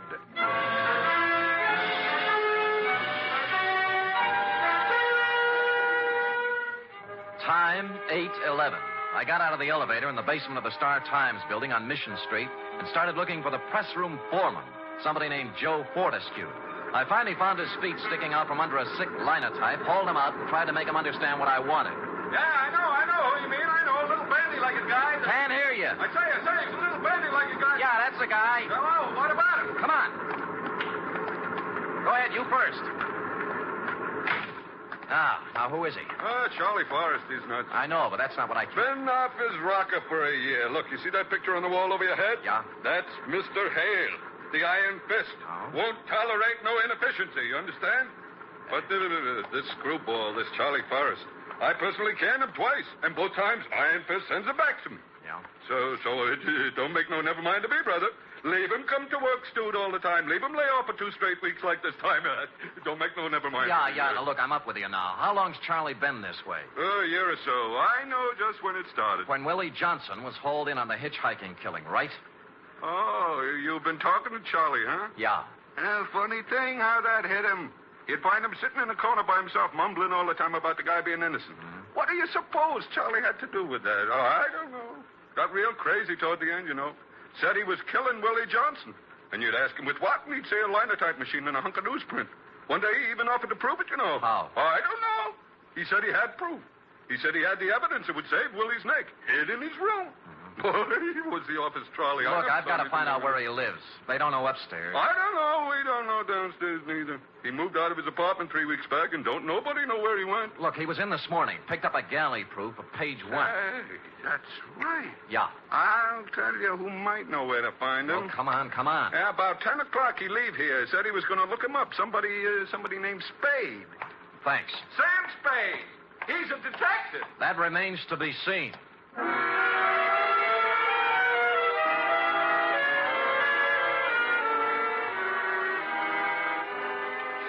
Message, Sam? A bandy-legged little guy named Charlie Forrest, F. He must have been in around 10:30 this morning. Dear, I didn't get here till 11. They're still clearing stuff off the tracks from the MacArthur reception. Yeah, never mind that now. Listen, write this down. Wait till I find a piece of paper. Hurry up. Here, under the ashtray. Yeah. Go ahead, Sam. Call Jeremy Grayson. He's a lawyer, and he's with Willie Johnson in the death row at Quentin. Tell him to get hold of a justice on the state Supreme Court and hold the line open till I get him. You got that? Yes, sir. Is there anything else? No, I'll get back to you in a little while. Sam, wait a minute. Don't hang up. What's the matter? This paper I'm writing on under the ashtray. It's a note. Well, go ahead. Mr. Spade, please contact me at once. Charles W. Forrest, Bellflower Hotel, 338 Stockton Street. It took 20 more minutes to cross town and 10 on top of that to convince the clerk at the Bellflower I had a right to the key to Charlie's room, which I had not. I tossed the room from the light fixture to the floorboards, covered everything from the window shades to the bathroom plumbing. Result, 1 batch of dirty laundry, 6 soggy cigarettes, and 2 empty bottles of sleeping pills. I was on my way out when I remembered one more thing. It wasn't an accident like in the movies. It was on purpose. I unscrewed the tops of the iron bedposts. Inside number 3, I found it.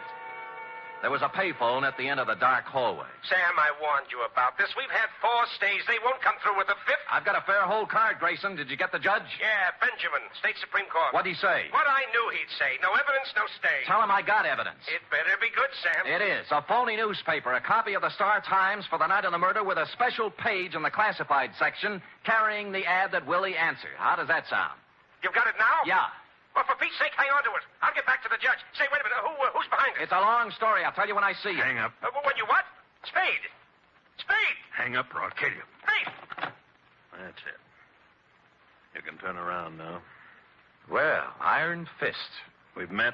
I've seen your picture, Mr. Hale. It flattered me, no doubt. Give it to me.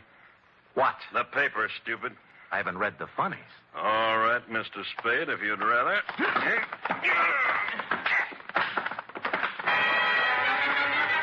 Iron Fist knew other games besides publishing. He moved up, I went for the gun, which suddenly wasn't there, and he was giving me a fast demonstration of judo for beginners.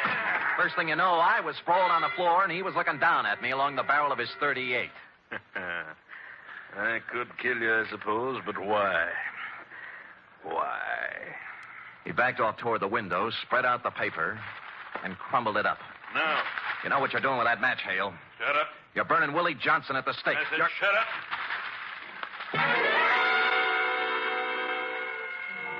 He touched the match to the pile of papers, watched them flare suddenly, lighting up the entire hallway. He looked like a medieval devil. I'm sorry about Willie Spade, but it has to be, that's all. It has to be. What did you have to do with Georgia Lyon? Nothing. Nothing at all. And her name wasn't Georgia Lyon, really. It was her stage name. No? Her real name was Farewell. Your partner's wife? Why, Spade, didn't you read the testimony at the trial? She was leaving George that night. She'd made a noble decision to walk out of his life and leave him free. For your daughter, huh, Marilyn? That's right. And it was such a tragedy Georgia had to run into Willie Johnson the very night she left. Wasn't it, Spade? Wasn't it? He bent over the fire, watched it die down into a pile of ashes. I was looking at something else. A draft from the stairwell behind me had picked up a glowing scrap and set it down at the foot of a sleazy window curtain behind him. Well, that's it, Spade. The last of Willie Johnson. The last of what? I hit him at the knees as the curtain went up in a blinding flash. No judo this time, just an old-fashioned hammerlock. Let me go. Come on, give me that gun. No, the fire. I'll break your arm, Hale. I'll break your arm. There. Well, that's better. Now get up. Get up. Hale, stop. Hale! I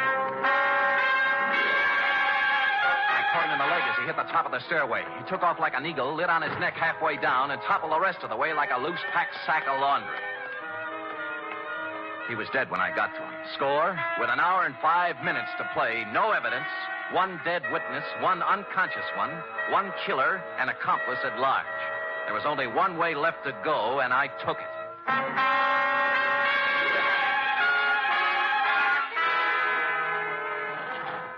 Floor, please. George Farewell's apartment. That's the penthouse. Yeah, is he home? Oh, I don't know what's the matter up there, sir. I think something's wrong, awfully wrong. He went up there early this evening with a young lady, and the door to the roof is locked at the 8th floor. That's never happened before. Any other way up? Well, you might try the fire escape if it's urgent. It is.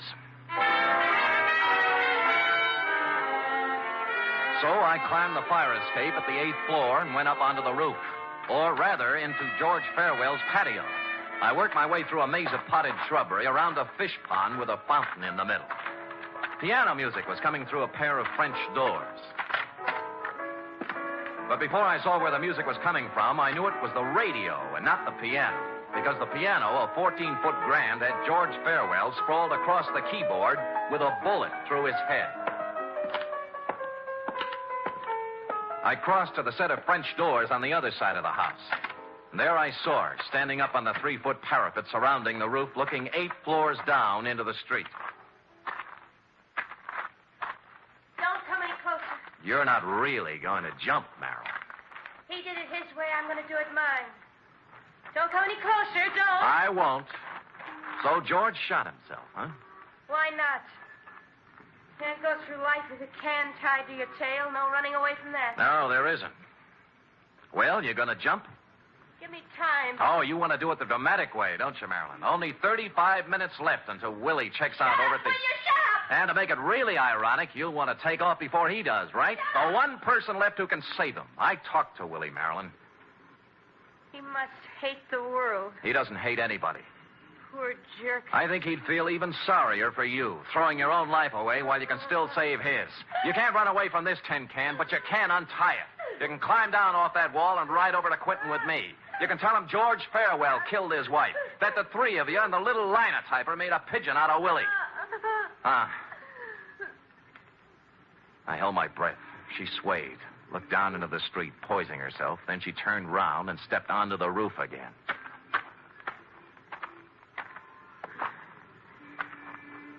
Let's go. Congratulations. Yeah. Only George Farewell didn't stab his wife that night. I did.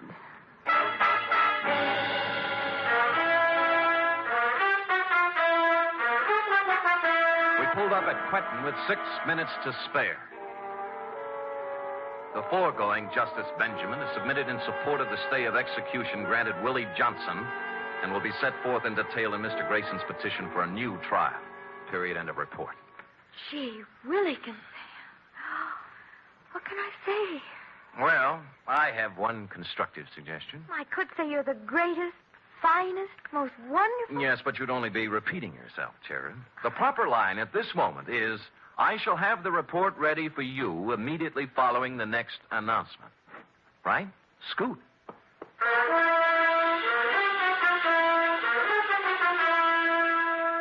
3 chimes mean good times on NBC. Listen to the stars on this Sunday's big show. Jimmy Durante, Ethel Merman, Milton Berle, and Gordon McRae, plus Meredith Wilson and his orchestra. Your MC on the big show, of course, is the glamorous Tallulah. You're invited. Here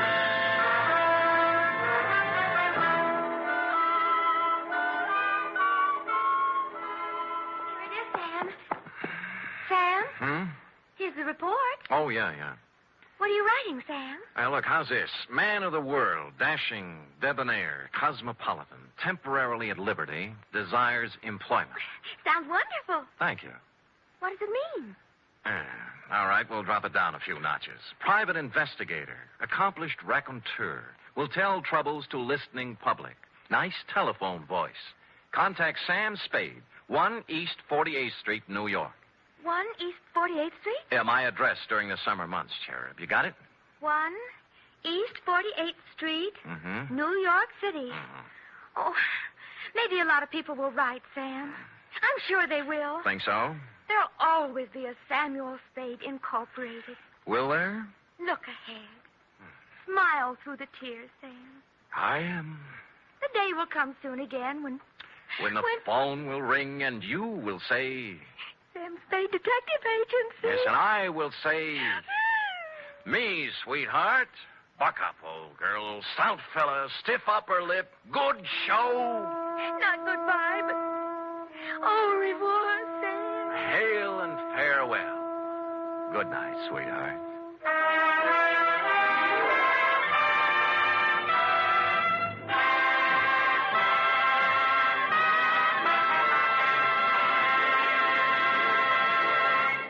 Tonight's transcribed adventure of Sam Spade was produced, edited, and directed by William Spear. Sam Spade was played by Stephen Dunn, Lorene Tuttle as Effie. Also in the cast were Junius Matthews, Olin Soule, Wally Mayer, Sidney Miller, Kathy Lewis, Paul Frees, Ed Max, and Lou Merrill. Script for tonight's adventure by Harold Swanton. Musical scoring by Lud Gluskin, conducted by Robert Armbruster.